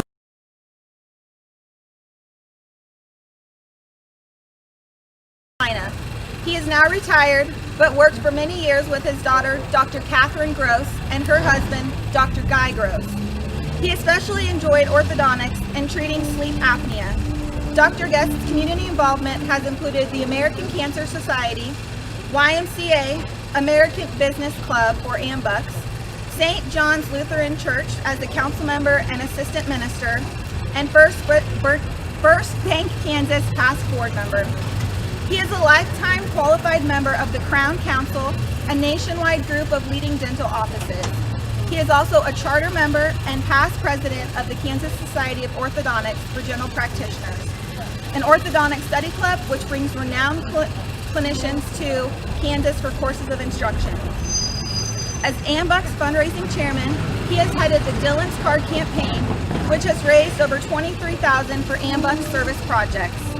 This year, he put together a successful GoFundMe campaign to ensure Skyfire 2020 would continue despite the pandemic. Dr. Guest enjoys his 6 grandchildren, exercising at the YMCA, and playing pickleball. He and Susie like to travel, and he enjoys working with audio and video equipment and computers. I am happy to present Dr. Guest with the Volunteer of the Year Award. Yay! Woo!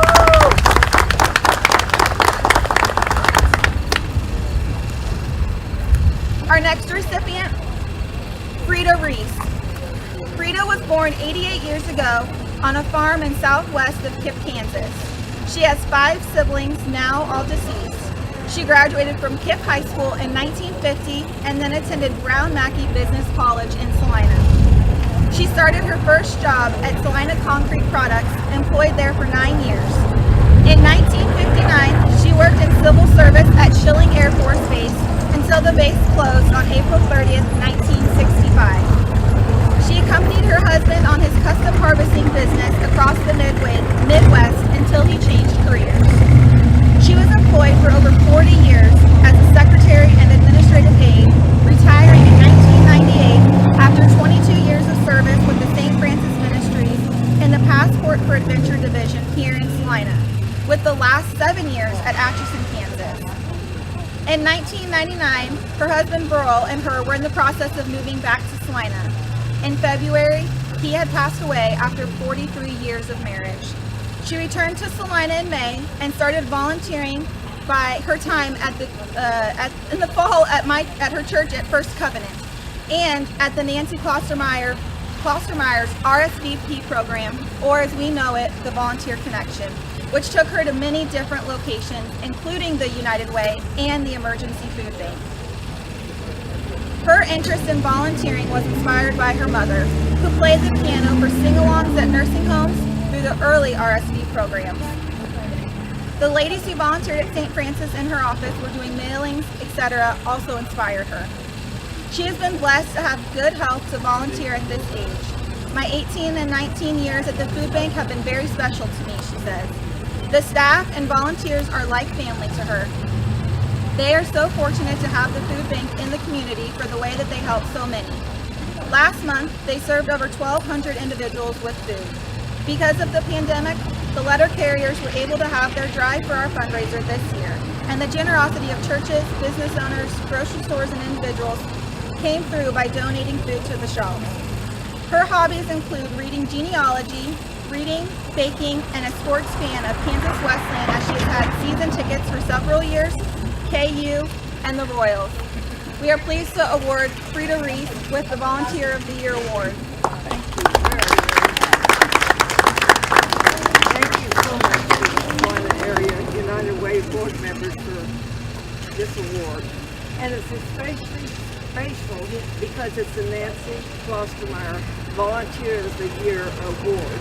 And as you mentioned, that I volunteered with Nancy for many years. And if it wasn't for Nancy, I wouldn't probably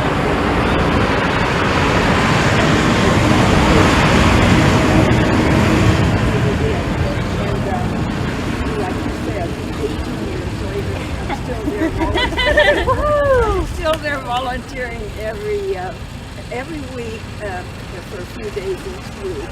And I want to thank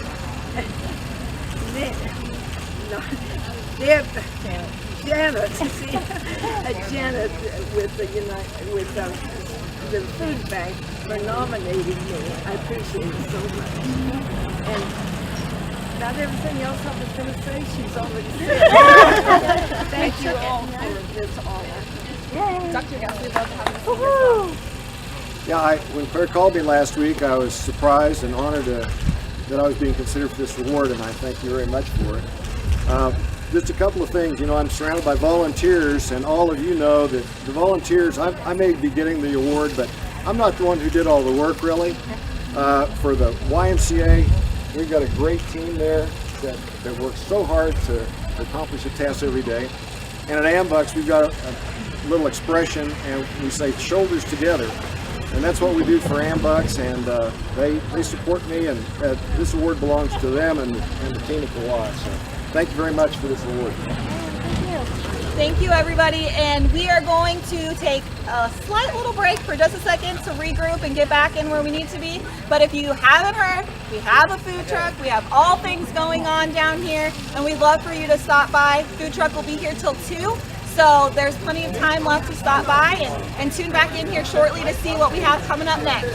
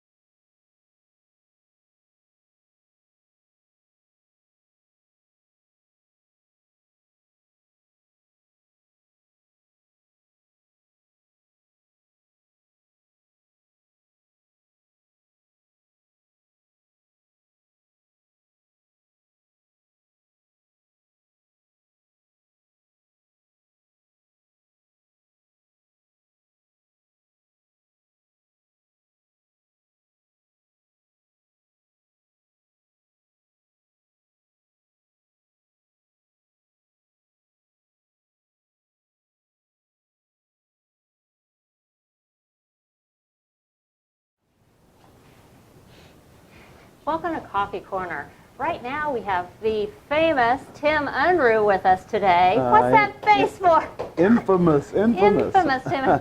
Now thinking about all the different years you've covered so many different stories all around Kansas, plus and some of the extra writing that you've done. Written a few United Way stories. And when you think about United Way in our community, what's a dream headline? The dream, I had that. I had one written down here. I would say United Way makes life better for thousands. Thousands. Or it solves problems, embraces community. Good one.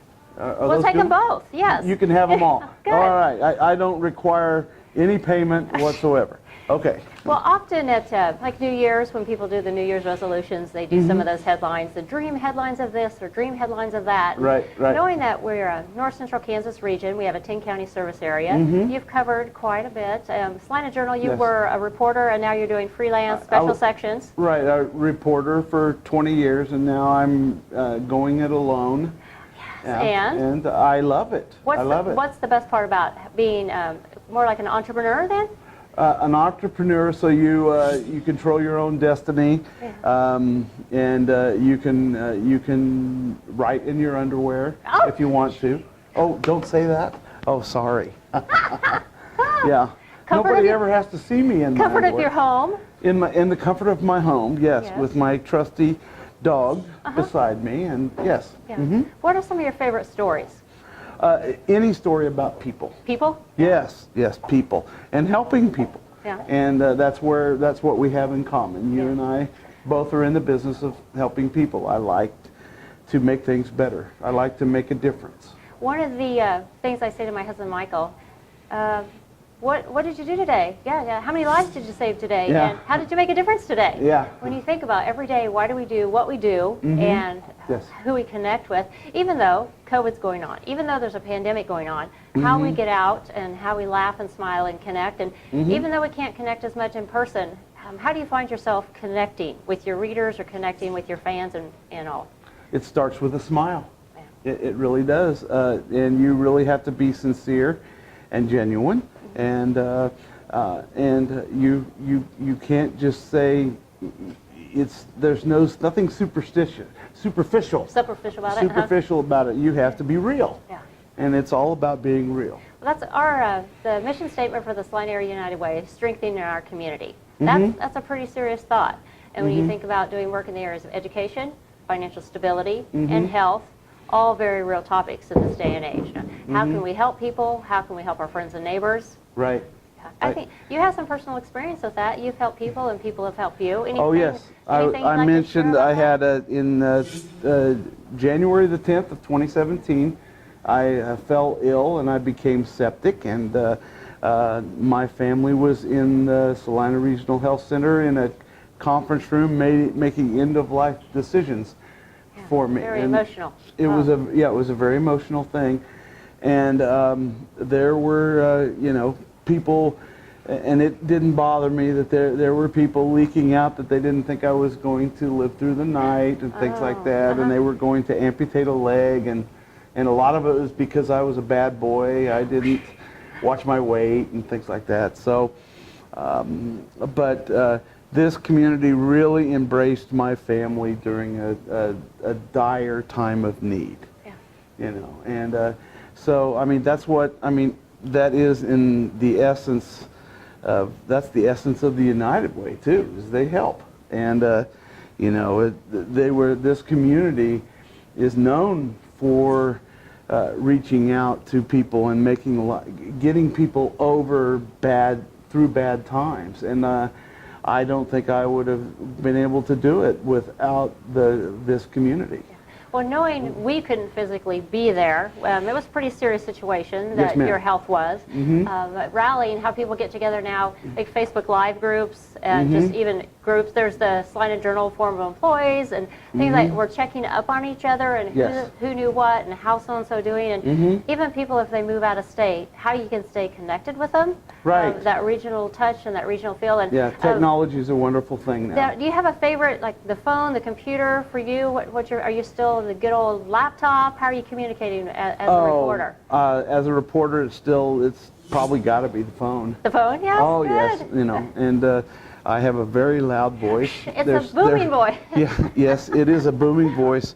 There's probably somebody turning down the volume as we speak, but that's just the way I am, and I think a lot of it maybe because of my hearing, it's not so good, so I speak louder. I don't know, but the point is that I was pretty well known in the Salina Journal for some of the phone conversations I had. Yeah. Well, the camaraderie and your neighbors at the desks also, and then the connections in the community of the stories that you covered. Yeah, newsrooms were always meant to be loud. Loud and, boisterous, that sort of thing. Yeah. So. Well, other connections, I noticed you wear your airport hat a lot. So the pride, and that was one of the stories you covered the Salina Airport Authority quite a bit when you were there. Yes, yep, so and I still do. So I write on a freelance basis for the Airport Authority, and there's so much going on. So another thing to be proud of the community. Oh, yes. There's just so many things to be proud of.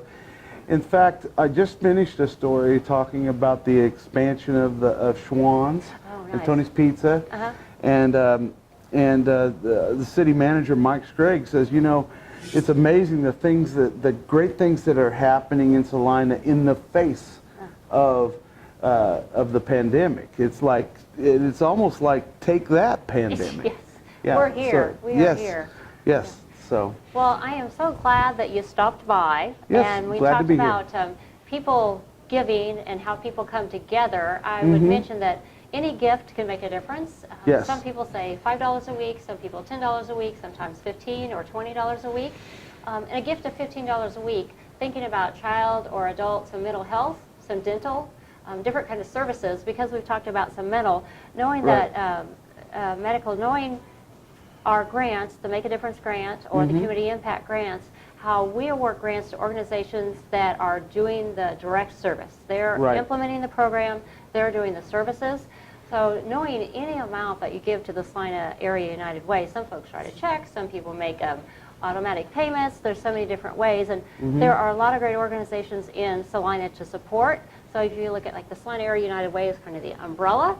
We try to work with the community impact side, helping out with the fundraising, and I think I remember the fundraisers at different organizations. People rally the internal coordinators, and they have like ice cream fees or taco fees or chili fees, and then all the money that's raised then goes to the Salina Area United Way campaign. So over the years. Bottom line, the United Way just makes it happen. Yes. Makes it easier to make things better for people. Yeah, that is so good. Thank you so much for joining us You're here welcome. at Coffee Corner. It's great to see you. Now, have you enjoyed lunch yet today? I have not. I have a free lunch ticket or something that I get. Thank you for some so, barbecue out there, 3Bs. So we have the food truck.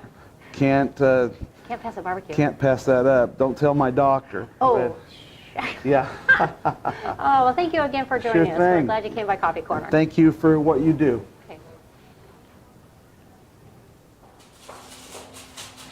Okay, so we are back inside. Thank goodness, kind of, because I'm a little warm out there. We are here for our next drawing. So Amy's here with me to help pick the lucky winner of this Martinelli's $25 gift card. Who's it gonna be? No drum roll this time, I guess. All right, Lori, the famous. Yay! Okay, so feel free, stop by, come on down. If you haven't been down, maybe you're outside and I just don't know it because I'm inside. But if you're seeing this, come inside, get your gift card, go out to eat tonight because you might not have had any dinner plans. So there's that. Okay, and I'm going to hand this off real quick like. Okay, so real quick, let's reiterate what's going on outside because I haven't told you enough of what's going on. Food truck still here, 3B's barbecue, here till 2 o'clock. We are at 12:45, so hour 15 left of this amazing program. And if you're just now tuning in, you still have plenty of time to see what's going on. If you're just tuning in and you want to know what already happened, you're in luck. You can go back and view it and see what's going on, and it'll be great.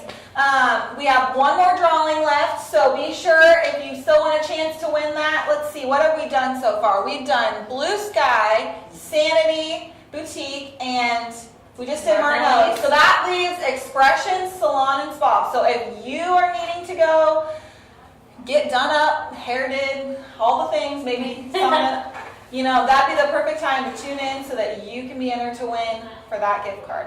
Okay, so now something new that you haven't heard today yet.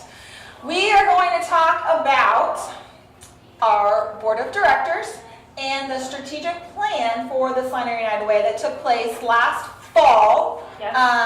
And so prior to myself coming on board, so I've called in backup to discuss this and kind of share how that came about and just all of the things that it entails. So Amy, take it away. Tell us it all. So in 2019, we knew that there was going to be a change of leadership within our executive director position. And the board also took a good look at our funding strategy and realized what we were doing was not sustainable for the long term. And so we thought, what a perfect opportunity to sit down and really do a thorough, thought-out strategic planning process. And so what we did is we hired a consultant, and as a board, we had full-day study sessions where we were brainstorming. We did individualized or small group sessions and put together 5 core strategies or goals in order to better our organization. And so one of the goals was to increase fundraising and marketing. And so that's one of the reasons we're so thankful we have Claire. She's a perfect fit. She's the brains behind all of this, and we couldn't have done it without her. And then additionally, one of the other things we decided to do to be more sustainable is to change our funding strategy. And so we used to fund like 3 years out based on what we thought we would raise.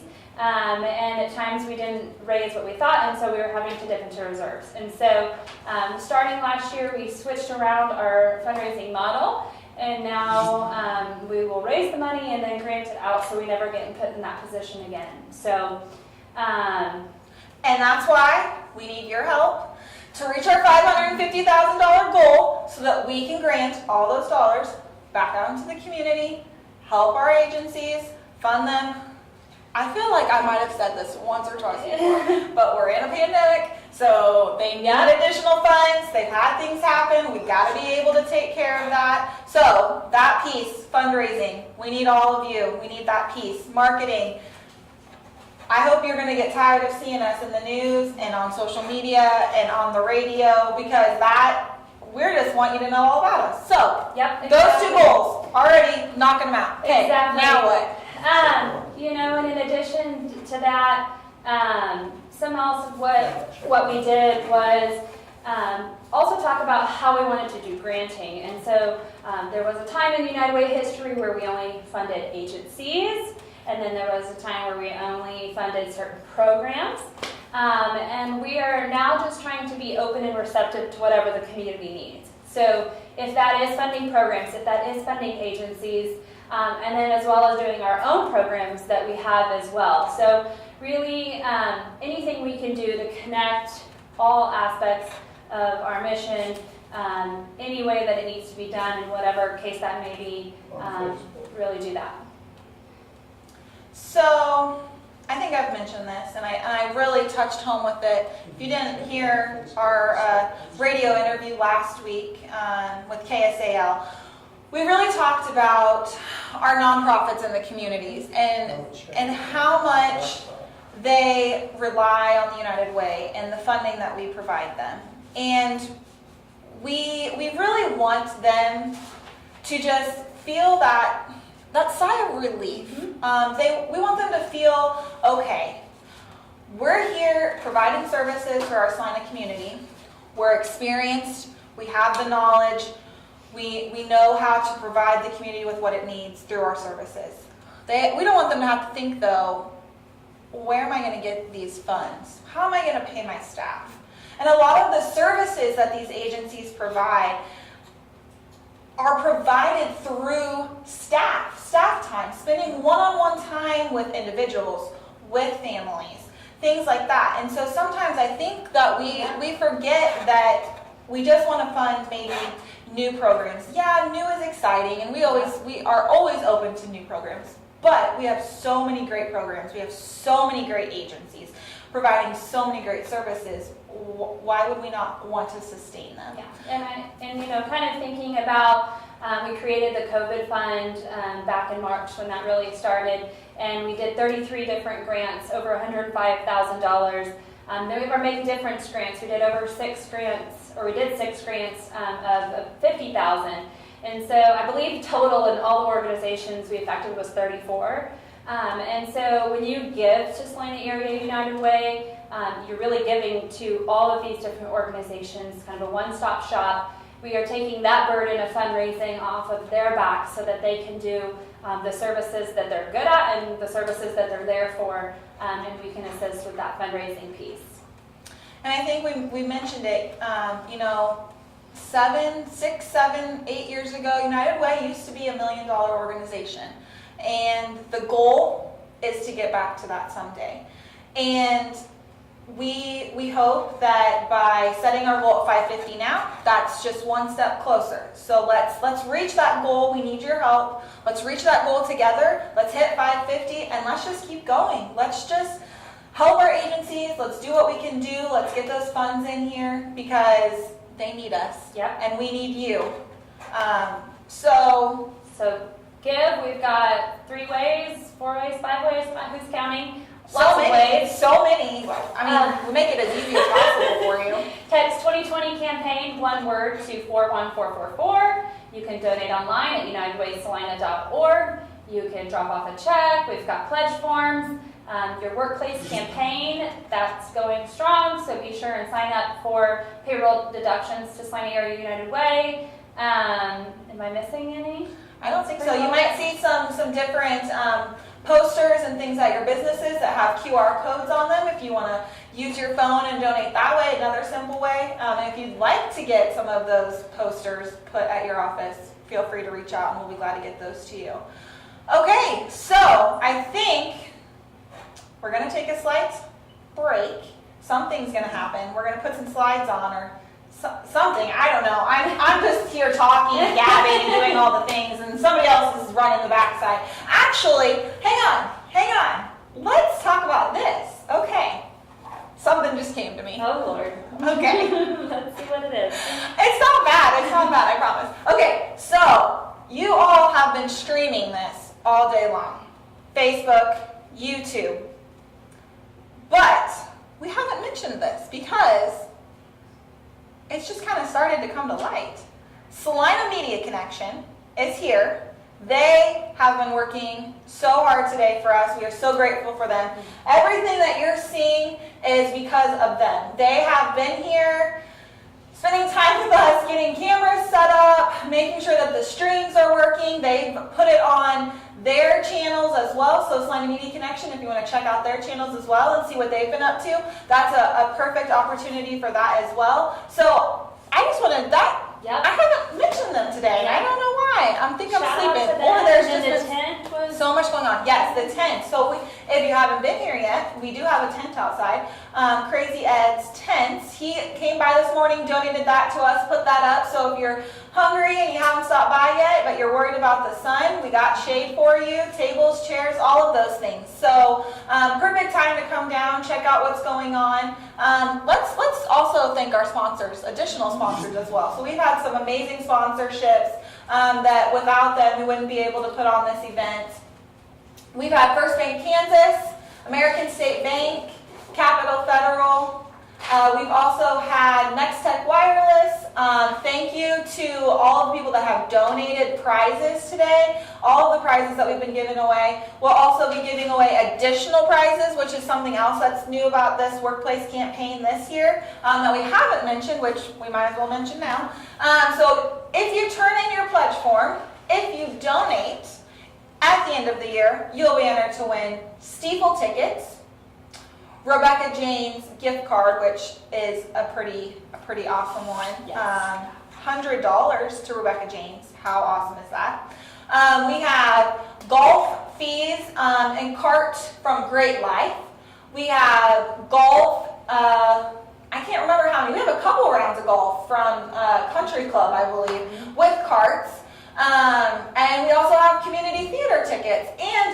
$50 gift card to Ashley Home Store. So if you would like to donate to Workplace Campaign prizes, if you're watching, feel free to reach out, get some additional prizes added to this, but those are all available too. So thank you to everybody that has done that for us. We really, really appreciate it. We wouldn't be able to continue to do what we're doing without you.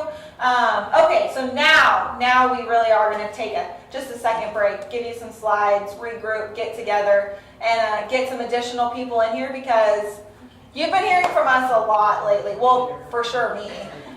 Amy, we could keep her on for hours. Well, you know. But, so we're going to take a break real quick. We'll be right back, and we'll keep going with more guests and more things. So, stay tuned.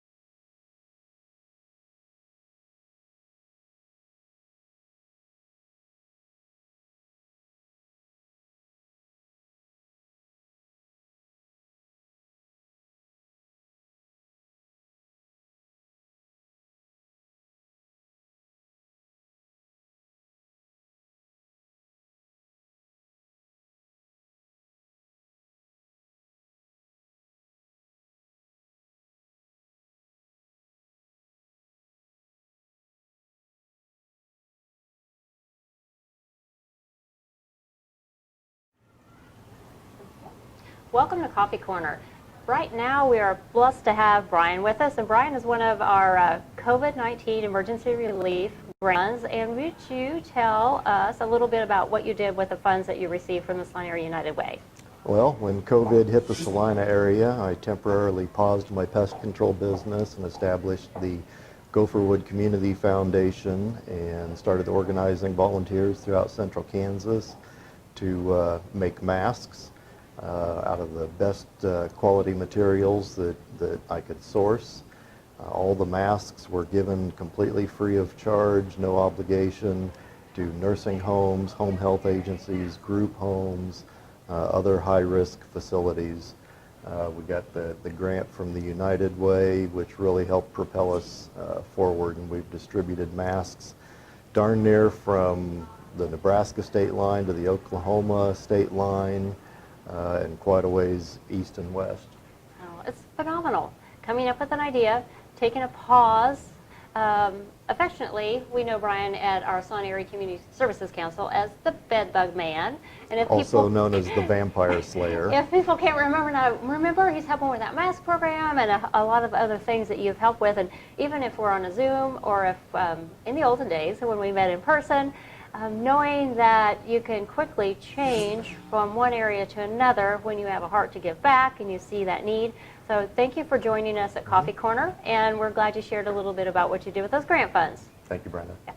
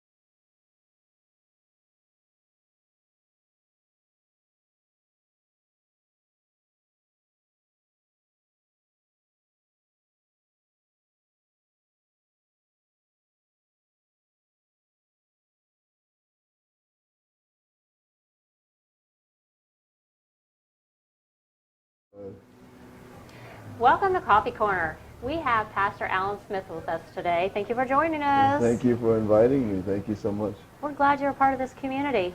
I'm glad to be a part of this community, to be honest with you. People like you, all the things that you do. We try. We Yes. try. But it takes partnerships. It takes people like you and people like United Way to be able to do the things that we do. So we don't do it by ourselves. We do it with a lot of help. There's little things like sharing resources, sharing the bus for a while, our Camel Community Action Mobile Outreach. So that was with Saline Area United Way and with St. John's Missionary Baptist Church, Salina Family YMCA, and who else? Oh, gosh. Like four or five others? Well, I think you got it, but I think the emphasis is just, you start listing people and tremendous partners in the community and tremendous individuals that make things happen. So, I'm happy to say we do a lot of things, but I also know we don't do them by ourselves. So, it's great partnerships like the Y and the library and yourselves and others that just allow us to do what we do. So I'm really happy about that. This summer, yes, and you know that feeding kids and health and the hungry was huge. And we've had conversations about food and feeding people off and on over the years. The library, that was a great opportunity. They're kind of neighbors, and to be able to help them with lunches during the COVID and the shutdown and the drive-through. Yeah, it was just one of those things that out of the circumstance of COVID, the need to feed, kids were no longer able to go to school, and some of them were home, and parents had to go to work, and, kids couldn't be over the stove, they could be, but it'd probably be dangerous. Yeah, it would be dangerous. But no, we saw just an opportunity again. That was a new partnership for us. Lisa Newman and the library, they were really ecstatic when we came to them and said, hey, I got this crazy idea. While you're giving drive-through, they're picking up books. How about they, be able to pick up meals as well? And it went over, tremendously. And so we were able to meet a need. And so, but again, it's just a matter of us identifying people who have the same heart and the same willingness to help kids, help parents. And so that's the thing that really drives us. And it's people, again, who help make that happen. So we're excited. And your staff, your volunteers. Oh, wow. Some of your folks have been on our grant committee, some have been on our program committee. The fact that the outreach, and now your involvement with Kansas Wesleyan University to realize and recognize the need in the community, and how else can we help people? Yes, you have your structure. This is our church, but the congregation is. Well, Brenda, the congregation me is Salina, Kansas. Yes. Salina is my congregation. Our congregation, we are an outreach church, and we take people who come from different walks of life. We started out with Katie Platten and all the wonderful ladies from Catholic Charities, and we've added others. We did a partnership with them. We still work with the Y. But, really, when we reach out, it's never because it's a member of our church. It's just because it's a need. And so, Salina is our congregation. So whether you knew it or not, you're a part of our congregation. And so when you got some free time, come help us, yes. Well, and right next door, you put in a park, kind of a playground. Playground, So that opportunity, that healthy, active living, because when we think about our Salina Area United Way goals of education, financial stability, and health, there's a lot of things. We mentioned hunger, but that playground is just right outside, and you folks have the shelter, and so your fellowship and your activities that you have with that is just one more outreach. Yeah, and the amazing thing is that, we didn't even put a fence around it. We really wanted it to carry out the true mission of being a community, being that fellowship and that outreach that United Way works so hard to make sure that that's a part of your purpose and your drive, and it's a part of ours. And so when we put that space, sort of a safe space, a play space for the kids, and adults can bring their kids, then it will again echo that same vision that you have, and the same vision that we have is to be that type of organization where young people and parents can come and say, hey, here's a place where we can go. It's safe for our kids to go. There's a picnic area where we can fellowship and hang out and just enjoy our families. And so when we do those things, we have, I think, the mutual mission that we have in mind for our community. And I think that's what makes Salina great. And that's what makes Salina Area United Way great, because they support those types of visions and goals. And I'm thinking back years ago, when you think about barriers and barriers we've overcome. Earlier, wow. Tim Unruh was one of our guests, Oh, and we wow. talked about Oh, wow. health barriers. Oh, wow. And right now, we're all thinking about masks and COVID-19 and how is school and learning. But your church itself, the structure several years ago, a barrier. You get a phone call that you hope you never get. Yeah, I get that phone call that says that the church is on fire, the church is on fire. And not in a good way. No, not with not like the gospel of the Lord. It was flaming, unfortunately. That was so sad. But you know, be honest with you, out of those moments come great things. Out of what seems to be a disaster becomes an opportunity. And so what I saw, I was new to the community at that time, what I saw was a community come together and rally around our church. And it just gave me a small glimpse of what Salina is really all about. The opportunities, Yes. I think that was just my introduction to a community that has a big heart and a community that has tremendous willingness to roll up their sleeves, come along beside a congregation and said, hey, we're going to help you, and people that I didn't even know, people that I had never met. I'd only been here 6 months, so I didn't know most of the people. But you know, St. John's had already had an identity in the community, but it was raised to a whole new level. But I did say from that, out of fire, God did some great things, and so.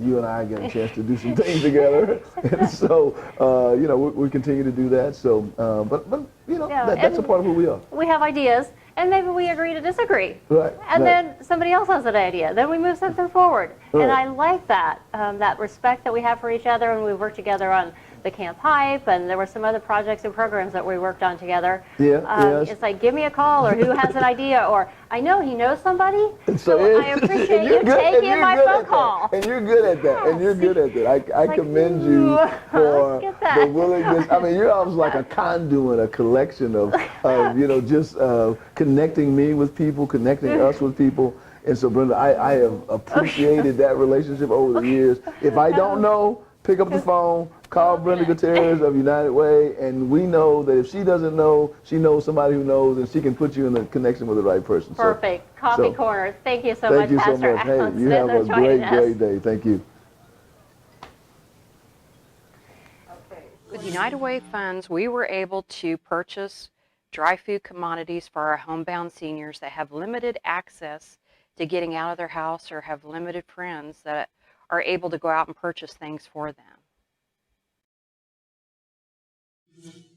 Senior Services used all the funds to supply approximately 225 homebound seniors with dry food commodities. The commodities included dried beans and noodles and personal hygiene things, canned meat, anything that they couldn't get to the store to get for themselves. We did receive a lot of phone calls, cards, and letters from different seniors that were very grateful for the delivery of the dry commodities, but one item that's going to especially stay with me forever is this Indian woman that a man gave me. He wanted to pay something, insisted that I take it, and I will keep this with me forever. Put on some comfortable walking shoes, and let's go for a walk. The Born Learning Trail turns everyday activities into learning moments.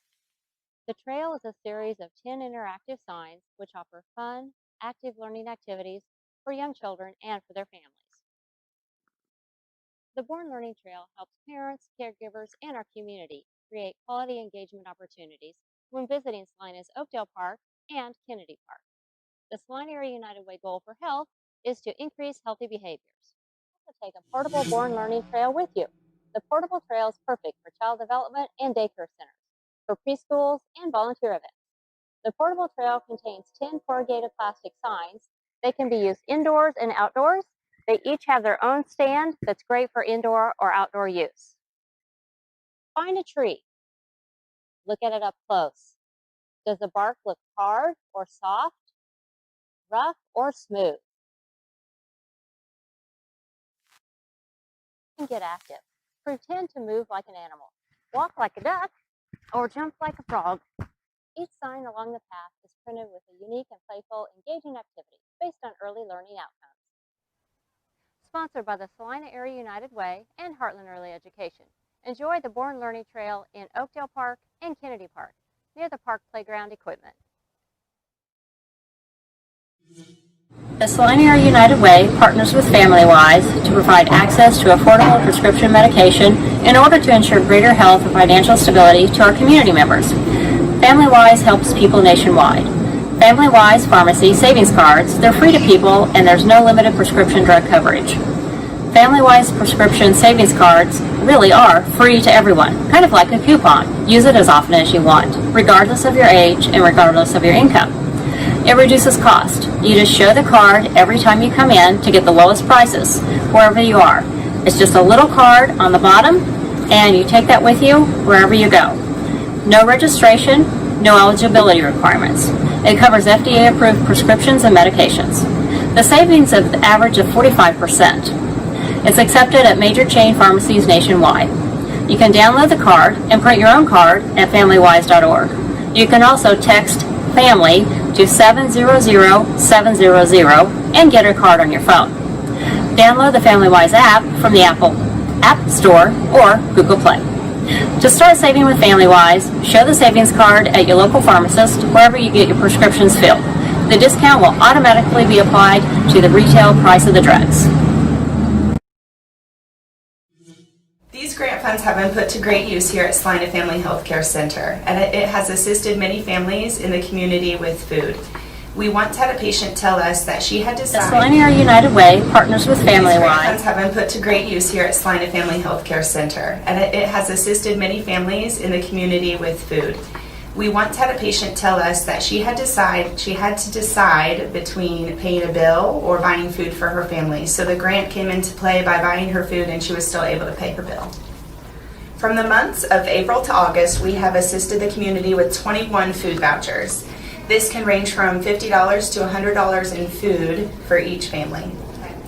A specific example of the food voucher grant that has been put to use here at Salina Family Healthcare Center is a family of a single mom with multiple children. She worked long hours and already struggled with affording food. She suffered from a catastrophic health event and was out of work. And so this food voucher really helped her get over the hump and allowed her family to have good, nutritious meals while she was healing from her health event. Okay, we are back. Another new guest. Exciting things happening down here at 210 East Walnut. So excited to have Elaine Edwards. She is the Executive Director of the Salina Child Care Association. Elaine, thank you so much for being here. Thanks for inviting me. Anytime. Okay, so kind of the ritual, what we've been doing. You tell us about what your organization does, how they impact the community, the importance, so that everybody knows why you're so important, because you are. Well, Salina Child Care Association was the first child care center that opened up in Salina back in 1967. Okay. Through the years, and that very first year, we became a United Way agency. And they say sometimes it takes nonprofits a little while to join. We were on board year one. Perfect. That is what I like to hear. Yes. Keep that coming. Let's keep it going. Huge United Way supporters. Great. So through the years, we've been located in different churches, and we're currently housed over in the beautiful Donna Elvenier Children's Center, a few blocks from here. We've been there about 7 years now through the generosity of the Salina Regional Health Foundation and also many community contributors and the Video family. And so when we moved over there, we were able to expand. We now are we have room to care for 12 infants a day, 24 toddlers, and around 80 preschool children. Okay. So it keeps us busy. And if you haven't been there, it really is a beautiful facility. Beautiful. I mean, it's a great place to have. If you can have your children go there, I would highly recommend it because it is a great facility. It is, and we don't take it for granted. Every day I walk in there and, we're just so blessed to be in that space. And it just goes to show how important the community is and the role that all of us play because otherwise... community dollars. Yes, exactly. Otherwise, you wouldn't have such a beautiful facility to be able to do what you do. Okay, so as we've mentioned, you've received funds from the United Way. We have. And through a few different grants. So most recently, COVID funds through our relief fund, and then Right. also with our Make a Difference. So can you tell us a little bit about first how the COVID funds, what you use those for, and then transition into the Make a Difference grant? Right, like many child care programs nationwide, enrollments just dropped in March. And so we were trying to, we have stayed open this whole time. We have taken on different health and safety measures to make sure that everyone is staying healthy. Right. But we had added cost with that. And we were fortunate to apply for the United Way COVID money to help us with the difference. We receive food assistance from the State Department of Education, but it covers partial food cost. And in the past, then we've had the fees that are coming in to make up the difference. Well, the fees, everybody, it kind of dried up there for a while. We still had children coming and we were feeding, and so we used our COVID money to make up the difference between what our food costs were versus our reimbursement. And so without very that, helpful. you would have had to dip into probably a different pot or something else in your budget. And or- there's not a lot. Most child care centers don't have a lot to dip into. So yeah, that was a struggle. But that was the first COVID grant that we've received to help us get through all this. And so it was so appreciated to kind of get us on our feet. We are so glad we could do that. Yeah. Okay, so now Make a Difference. You received a little over $7,000, I little over believe, $7,000. through that grant that Right. you applied for. And Right. what did those dollars go to? Our goal is so that children that leave our program are successful when they enter kindergarten. Okay. And so through that, parents are the most important partner with child care staff. And so we're focusing on how do we help parents learn when their children are preschoolers the importance of parent-teacher conferences to staying connected to school, family. And so we try and build that school family in our program. So we have parent-teacher conferences twice a year, just like they do in the school system. And so parents learn what they need to say. What questions do I need to ask? Staff share how their children are doing. We're assessing them developmentally to see, what areas do we need to work on for them to get ready to go to school. So our United Way dollars are going to be used to help the parent-teacher conferences, the staff costs, because they happen in the evening, so it's overtime for our staff. And then also, what kind of training do our staff need? So that we stay on top of what are the trends in education? What can we do so that all those children that leave our building are successful? Okay, so real quick, let's talk about community impact grants. So in 1819, Salina Child Care Association received funds through that grant as well. Can you share Yes. just a little bit about that as well for us? That was a school readiness partnership with the Martin Luther King Child Care Center and the YMCA. The three of us partnered together for several years with that grant. We all were meeting, we were focusing on what are the best assessment tools to use, what activities can we do to enhance parent meetings, things, and so that's what we used our dollars for. Okay. So I would just like to really reiterate what you said about needing to pay staff salaries. I think so many times we just think programs, new programs, let's do all these things. But we have to remember, we have to sustain what we have. Thank you. And a lot of what you are doing is staff time. It you is have staff to time. pay people to be able to provide the services Yes. that you offer. So that is why your donations are so important And to make the a United Way difference. and make a difference so that we can fund agencies to keep their staff well paid, to provide the services, to do the jobs that they are doing, because that is what the point of your organization is, and we need to not forget that. young children need consistency in staff, and so 85% of our operating budget is staff. And we I know I need those mentioned relationships. exactly, and I know I mentioned this morning. Brain development, birth to age 3 to 5. Yeah. Is the crucial Huge. time. So it's so important to have It is. good people providing your services to our children at that time. It is. Okay, thank you so much for Thank being you here. for having I us. appreciate it so much. Well, thank you to the And United Way. Thank you. And so we'll be right back with the next guest, and stay tuned. Oh.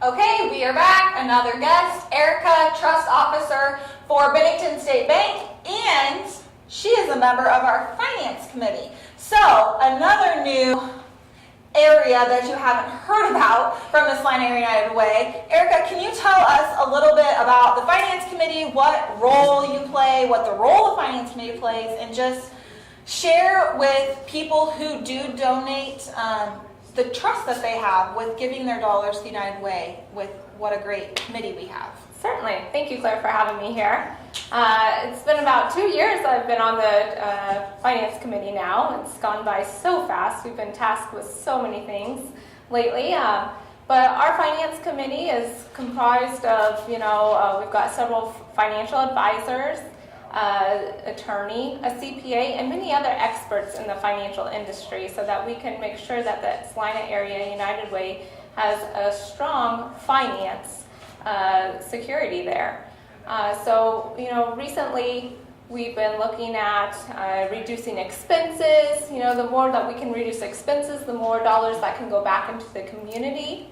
We're diligently tracking all donations that come in so that we can work with the grant committee and getting those dollars back into the community as quick as possible and as efficiently and effectively as possible.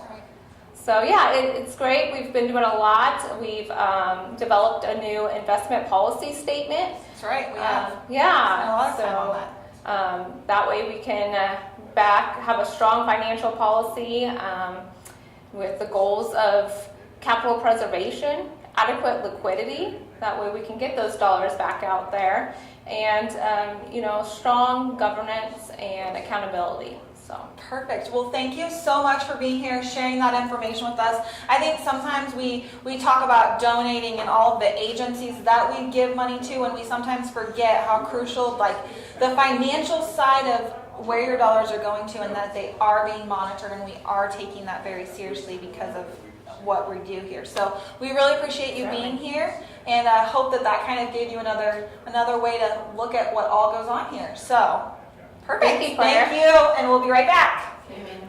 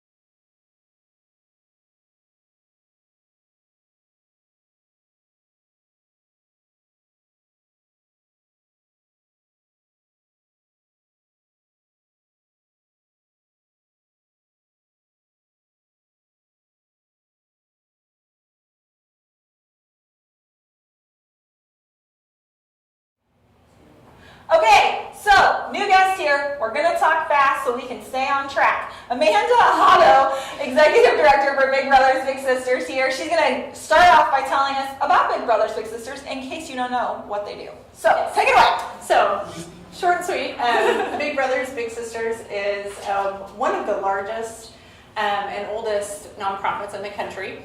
And we are proud to have had our local agency here in Salina for 50 years, over 50 years, since 1968. And so our mission is to create and support one-to-one mentoring relationships that ignite the power and promise of youth in our community. Okay, well, you do a lot then. Okay, so let's talk about this. Okay, so you just received Make a Difference funds through the United Way Make a Difference grants, $10,000. Can you tell us what those funds are used for? Those funds went directly to our community-based mentoring program, which is the largest program that Big Brothers Big Sisters does here in Salina. So 70% of our resources go to the community base, and that's our most popular program where we match an adult role model with a youth age 5 to 17. And they get to go out in the Salina community and experience all the wonderful things that we have in Salina and build that relationship and that mentorship. So the Make a Difference grant went to that program specifically for the intake, the background checks that we have to do for safety for the youth, and all of the funds that it takes to support that program. Okay, so now let's also talk about in 1819, Big Brothers Big Sisters received community impact grants. Can you tell us a little bit about what those dollars went to? Because it was different than the Make a Difference grant. Correct. The community impact grant went to our Hispanic mentoring program and was crucial in allowing us to build that program and create that program. So that allowed us to hire a translator to help us break the language barrier gap with our Hispanic families. That program has grown leaps and bounds since being able to build that, and that is all in partnership with United Way. Perfect. So. Okay, so lastly, to end this off with, can you share a story with us? Whether it be a big, a little girl, boy, how do these dollars truly impact the children? Well, first and foremost, the mentorship helps these kids, at-risk youth, from going down that path of delinquency and bad behavior, basically. And so every story that we have is a success story in our world, thankfully. But top of mind is two matches that happened last week for the community-based program. And we were able to match 2 of our longest waiting boys off the list. One had been waiting almost 4 years, and the other one was waiting over 3 years. So that just warms our heart to know that we were able to do that. We were able to find that perfect match for them, that perfect big, and watch their friendship and mentorship flourish and grow. I can't even imagine how excited they were. Yeah. So that's just awesome. Okay, well, perfect. Well, thank you so much for being here, for sharing. We really appreciate it. We hope that you are, again, getting to see another side. Like I mentioned, it's so important, your donations. They go to great organizations like Big Brothers Big Sisters, great programs. And like I mentioned before with Elaine, staff, they provide so much time and energy into the services that they provide. So being able to just fund agencies all across the board, no matter what they're needing, is crucial. So please make your donations. All right? Thank you. Thank you very much. Yes, we'll talk soon. All right, we'll be back. Okay. Welcome to Coffee Corner. We have Gabe with us, Gabe Grant. When you think about what's ahead for USD 305, as the board president for USD 305, what's ahead? Well, we've had lots on our plate as of late, navigating change through this COVID-19 pandemic and all of that. In the end of 2019, first of 2020, our organization started on a strategic planning mission, updating our strategic plan and kind of charting what's next for public education in Salina.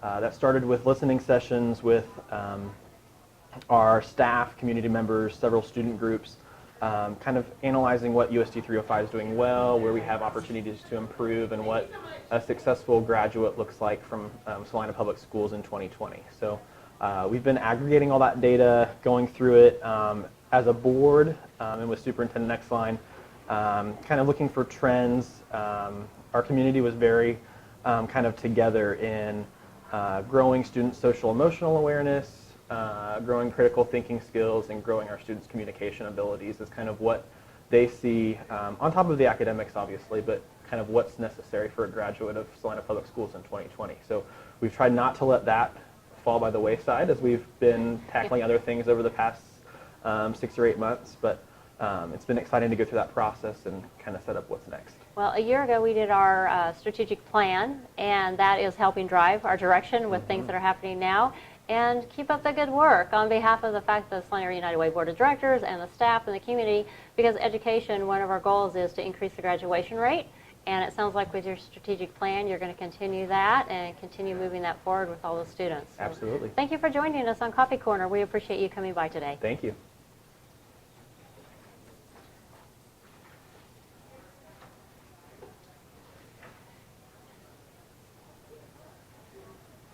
Hi, I'm Lori McNelly here at Lakewood Middle School. I'm the site coordinator with Community and Schools of Mid-America.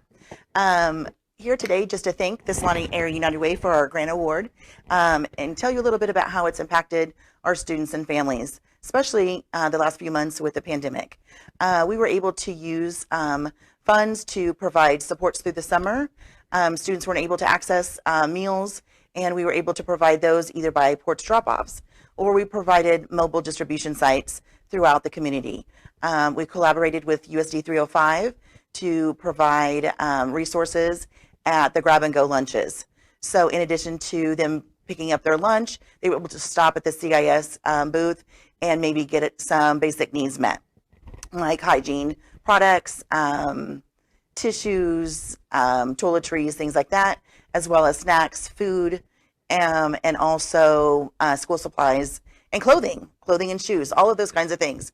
A few weeks into our mobile distribution, we started hearing parents being a little overwhelmed, all the kids being at home, things were getting chaotic, kids were getting restless.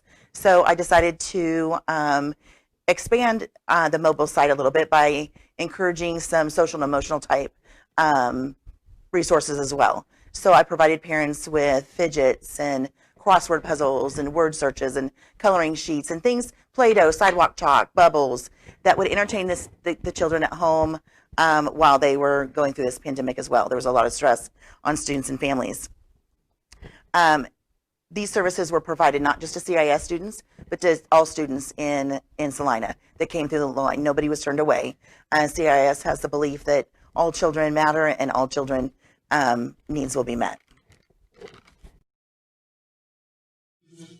Just to touch on the number of students and families that are reached here in Salina, we have 1,375 students that received Tier 1, 2, or 3 level supports during the last school year. Our general caseload is an average of 55 students, and those students receive intensive one-on-one services throughout the school year.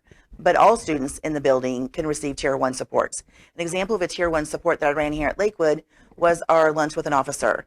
I utilized our school resource officer, Officer Chambers, and he very eagerly agreed to plan an event with me to be in a classroom every Friday and provide support, just help build relationships, improve school climate. It was a time for question and answers. It was a time for him to kind of talk about good choices and healthy living, and how important it is to make good friends, and you can be in this situation and there's potentially a drug bust, and it was just who you were with and where you were at, and just making those kind of wise, healthy choices for their future. The kids loved it. It was a big hit. Teachers wanted a second round. So it was a really great program, and all students were able to receive and participate in that, not just community and schools students. During that time also, we provide school resources, kind of bridge between the community and school. Any family in the building that needs some sort of connection to a community support, I'm there for that as well, can connect them to the agency that can best suit their needs. With the support of the Saline Area United Way, we're able to launch a special emphasis this year, which is building relationships and strengthening family ties. So our goal and parent engagement. Our goal is to have better connections with parents. We have a wonderful rapport with the students, and it seems as though once they're home, some of those connections are lost. So we want to tie in the family and bring the parents in as often as we can. Our goal is to meet with the family 1 to 2 times per grading period to have that connection a little bit stronger. Another thing that we were going to start this school year is a program that we call our Alumni Ally, which is going to be incredible because it's going to take our services beyond their senior year. It's going to allow them to have a person to help them at that next step instead of just letting them graduate and just, now what do I do after they've had potentially 7 years of support? We're going to have a person in place to be able to help them with enrollment in a tech school or college or whatever their next step is. Maybe it's helping them find a suitable place to live, housing. All of those kinds of things are going to be taken care of with that person. So that's a great, great benefit. Lastly, I'd like to point out the significance, how CIS services tie into graduation rates. The graduation rate at Salina Central is 84%. And students who've had 7 years of CIS support, one-on-one support with case management, in the years 2018-19, the graduation rate was up to 84% for caseload students. And last year, we were just completely pleased that the graduation rate was up to 92% for caseload students. So that's profound. It kind of lets us know that we're on the right path, we're doing the right thing, and our services do make a difference to students and families here in our community. By making it easier for individuals to access substance abuse programs, receive quality health care, tackle tobacco cessation, and access nutritious foods, we are fighting to help everyone get and stay healthy.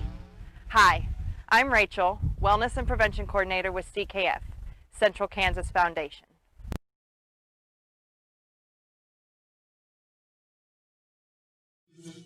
I am working on decreasing chronic disease in our community by establishing programs and policies that help stimulate healthy activities. Chronic disease encompasses heart disease, cancer, and diabetes, and is the leading cause of preventable death in the United States. To help combat this trend, I am working to develop programs and policies in our community. The end goal of these projects is to help educate and encourage our community to make healthy choices that reduce the risk of chronic disease. The decisions that impact the risk are whether the person smokes, how active they are, and what kind of food they eat. I do this by developing policies that reduce exposure to secondhand smoke while also encouraging cessation and prevention. I also work with healthy food, making it more accessible to those living with lower incomes who are already at a greater risk of chronic disease. Those living with behavioral health conditions are also at a greater disparity when it comes to tobacco use. In particular, tobacco use is extremely prevalent in those with substance abuse disorder and also greatly increases the odds of a relapse. At CKF, we have been working to address this issue by making our facility entirely tobacco-free. That means that when someone comes into our residential or outpatient services, they come into an environment that fully supports tobacco cessation. This has led to many clients getting the support that they need to make a quit attempt and continue to make that quit attempt once they have left our services. I can think of 2 individuals in particular that have taken advantage of this opportunity. One relocated here, in which he received continuing support for his tobacco dependence and was able to continue his quit attempt, and the last I knew he was doing very well. Another relocated in Topeka, in which we were able to connect him with cessation classes and resources to continue to making progress towards his quit attempt. If you think of the magnitude of what these individuals are already going through, it is rather great to see progress in tobacco cessation. To be able to offer this kind of support and get results is a fantastic step. In Kansas, CKF has pioneered the way in which substance abuse is being handled by also addressing tobacco use. Many organizations across the state are now addressing the issue and going tobacco-free. We are seeing a huge shift in the treatment of tobacco dependence, and not only with SUD treatment, but with mental health as well, which is great to see. I'd like you to meet Margaret Dixon. Margaret feels a strong connection to her community and being a part of the Saline Area United Way. Volunteering with the Saline Area United Way is one way she's giving back to her community. Volunteering allows me to learn more about what is truly happening in my community. This year is my first year serving on the Saline Area United Way Board of Directors, and it allows me to see the entire process of how the United Way grants funds. We're glad because we know when we have the applications and then the reviewing and scoring rubrics and reporting back. Yes. And now we're glad to have Margaret. She is the chair of the grant committee. So then whatever our remarks and our recommendations are from the grant committee, she gets to take on to the board of directors. Correct. So you've seen the whole process. The entire process. Yes. Well, Margaret has been working full-time and advancing her career. Tell us a little bit more about that. Well, I work as a medical billing clerk with the Accessible Home Health, and I'm also part-time with Salina Regional Health Center Physician Revenue Cycle. It's helpful knowing what programs are available in our 10-county service area to help clients and coworkers. So, our 10-county service area, you mentioned that. I've been in Salina since about 1993. How about for you? I got here in 2004. My significant other is from here, by Lois Moffitt Jr. And we enjoy doing things in our community. We love dancing and dining out, and we both volunteer in other organizations. I volunteer with St. Tabitha Chapter number 75, Order of the Eastern Star. I'm now the Associate Matron Pro Tem. And also the Ashley Washington Elks Assembly number 85, the Order of the Golden Circle. I'm the secretary there. And Altrucia International Salina, I'm on the service committee. So, well, when you think about education, financial stability, and health, you've already mentioned health with your health career, helping represent that. And then Altrusa, for sure, because that education, you think about books and working with young people with that, one of the program areas. Well, that's great. Margaret, if you could tell us, thinking about your why you are volunteering with Saline Area United Way, what would you like to share with the community about what's your why? my why is that the Saline Area United Way offers help in 3 areas: health, education, and financial stability. And the programs that they have available to help with those areas allows me to direct our co-workers or friends or family even to get help, which is beneficial in knowing where you can send someone. Thank you, Margaret. So you're doing the Give, Advocate, Volunteer, Education, Financial Stability, and Health. We're so glad that you're on our grant committee and volunteering on our board of directors. Thank you for coming by today to visit. We appreciate that. Oh, thank you. And you're welcome. Okay, we are back. Final drawing of the day, 1:45. You missed the past 3. This is your last chance, okay? So, Expressions Salon and Spa. Ooh. They can get things done at Expressions. Hair, nails, toes. You want a massage? You can get a massage. Okay, Brett, draw me a winner. Who's the lucky winner? Who is it? Daniel Craig. Daniel Craig! Board member. You are a board member, and he can get his hair done, his nails done, his toes done, a massage, anything he wants. Perfect. Okay, so hang on 1 second. Okay, so since you finally decided to show up to the party, Call out. I'm just kidding. You've been here all day. Right. Outside. Feel like it. I know, me too. Brett Mitchell, he is the treasurer of our board, the chair of our finance committee. Gonna tell you real quick, Brett, why do you get to put up with me every single day with the United Way? So lucky that I am. Well, I was born and raised in Salina, Kansas, and when I came back and started my career, I had some good mentors in my life that really taught me the appreciation for giving back, and United Way was always at the top of the list just because of all the pieces that they impact in the community, and thought it was a great time to help out with my services, my time, and my resources, and that's really what it came down to. Well, we are so fortunate to have you. You do a great job. As Erica mentioned earlier, the Finance Committee has been working really hard to help us just get our finances in order. So Brett does a great job leading us, and we're so grateful for you. So thank you for being here. Thank you for having me. I know, I try. Okay, now we're just going to pull somebody right in because I'm getting told we just are running out of time. It's already almost been 4 hours that we've been together. So here we go. We're bringing in Scott Lossmeyer. He is on our board. Come on, just keep coming. Just keep coming. Okay, he's on our board. He's our marketing chair. And he is here to talk about marketing. We're going to talk about a marketing thing. Just go right now. Start right now. Marketing, it's important that people get the message of what happens locally, what the United Way does, the impact that really we have in the community, where your dollars go. So it's getting that message out, communicating all of the things that really are happening that would otherwise not get out there. Well, and the committee was so crucial in planning this whole day. They played a huge role in just all of the marketing that we did for the event. We need some prizes. Exactly, prizes, Facebook Live, YouTube, all the places that you're looking. Okay, so now, I mean, I know why you're on the board, because I just beat you with a stick until you said yes.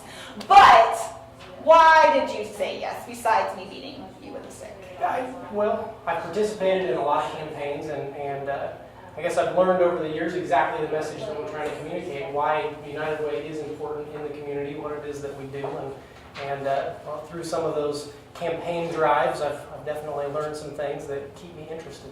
Yes, and so real quick, we're going to talk about this for a second. Internal coordinator. So before you were at OCCK, you were at Dillon's. But let's talk about your role as an internal coordinator. What does that mean when we say we have internal coordinators, they're running our workplace campaign? How did you take that role and work to help people understand why it's so important to donate to the United Way? Well, you just really have to communicate with all of the people and realize what it is that is interesting to them. You have to know why somebody is going to want to donate. You have to really get some excitement going. You have to really tell people what it is that they're going to get out of something. Not that somebody has to feel like they're getting a direct reward, but they have to know how someone that maybe they know is going to be affected. All of the different programs, from telling employees that there's a Dolly Parton book program. You've got some kids, why don't you sign up?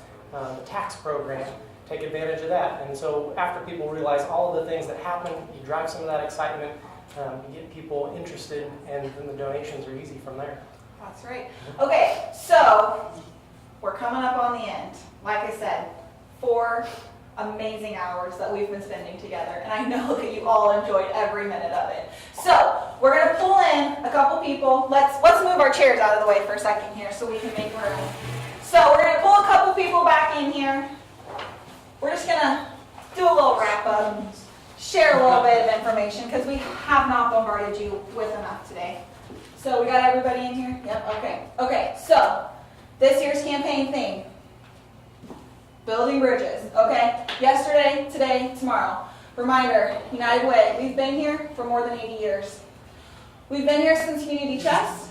We've been here during COVID by starting our relief fund, and we're going to continue to be here until tomorrow because we know that it is so important to get these donations in, to help our community partners, to provide our programs to the community. It's crucial. So we really, really need you. This is your time to make a difference, to help strengthen our community, whether that be through volunteering, whether that be through donating, and one of the many ways that we have, whether it's going to UnitedWaySalina.org to donate, calling our office, coming to our office, mailing a check, cash, texting 2020 campaign to 41444. I hope that all of you have these awesome posters at your offices. They have the QR code here in the corner that you can use with your cell phone to donate. At your workplace, please go to your HR. Ask them if they have pledge forms so you can donate through payroll deduction. That is crucial. Otherwise, just do whatever you can to figure out a way to give your time, whether that be donating, volunteering, advocating, any of those things. So that's what we need from you all today. Reminder, our goal, $550,000, folks. Okay? So we have brought back, it's not technically the campaign thermometer, we brought back a new version. We are using a bridge to go along with our theme. So be sure to check out either on 9th Street, right in front of Cap Fed, Ashley Furniture area. There will be a banner there where you can check to see where we are with reaching our goal. And then also downtown, right in front of American State Bank. There will be another banner there. So keep track of where we are. Do your part. Help us reach our goal. Help us be able to have dollars to put back into our community. Help our agencies be able to provide the services that they are so highly skilled and trained at providing so that they don't have to worry about where their dollars are going to come from. Right now, we really need this more than ever because of COVID. We know that our agencies are going to have unexpected expenses continue to arise, and so we need to be there and be prepared to help them during that time.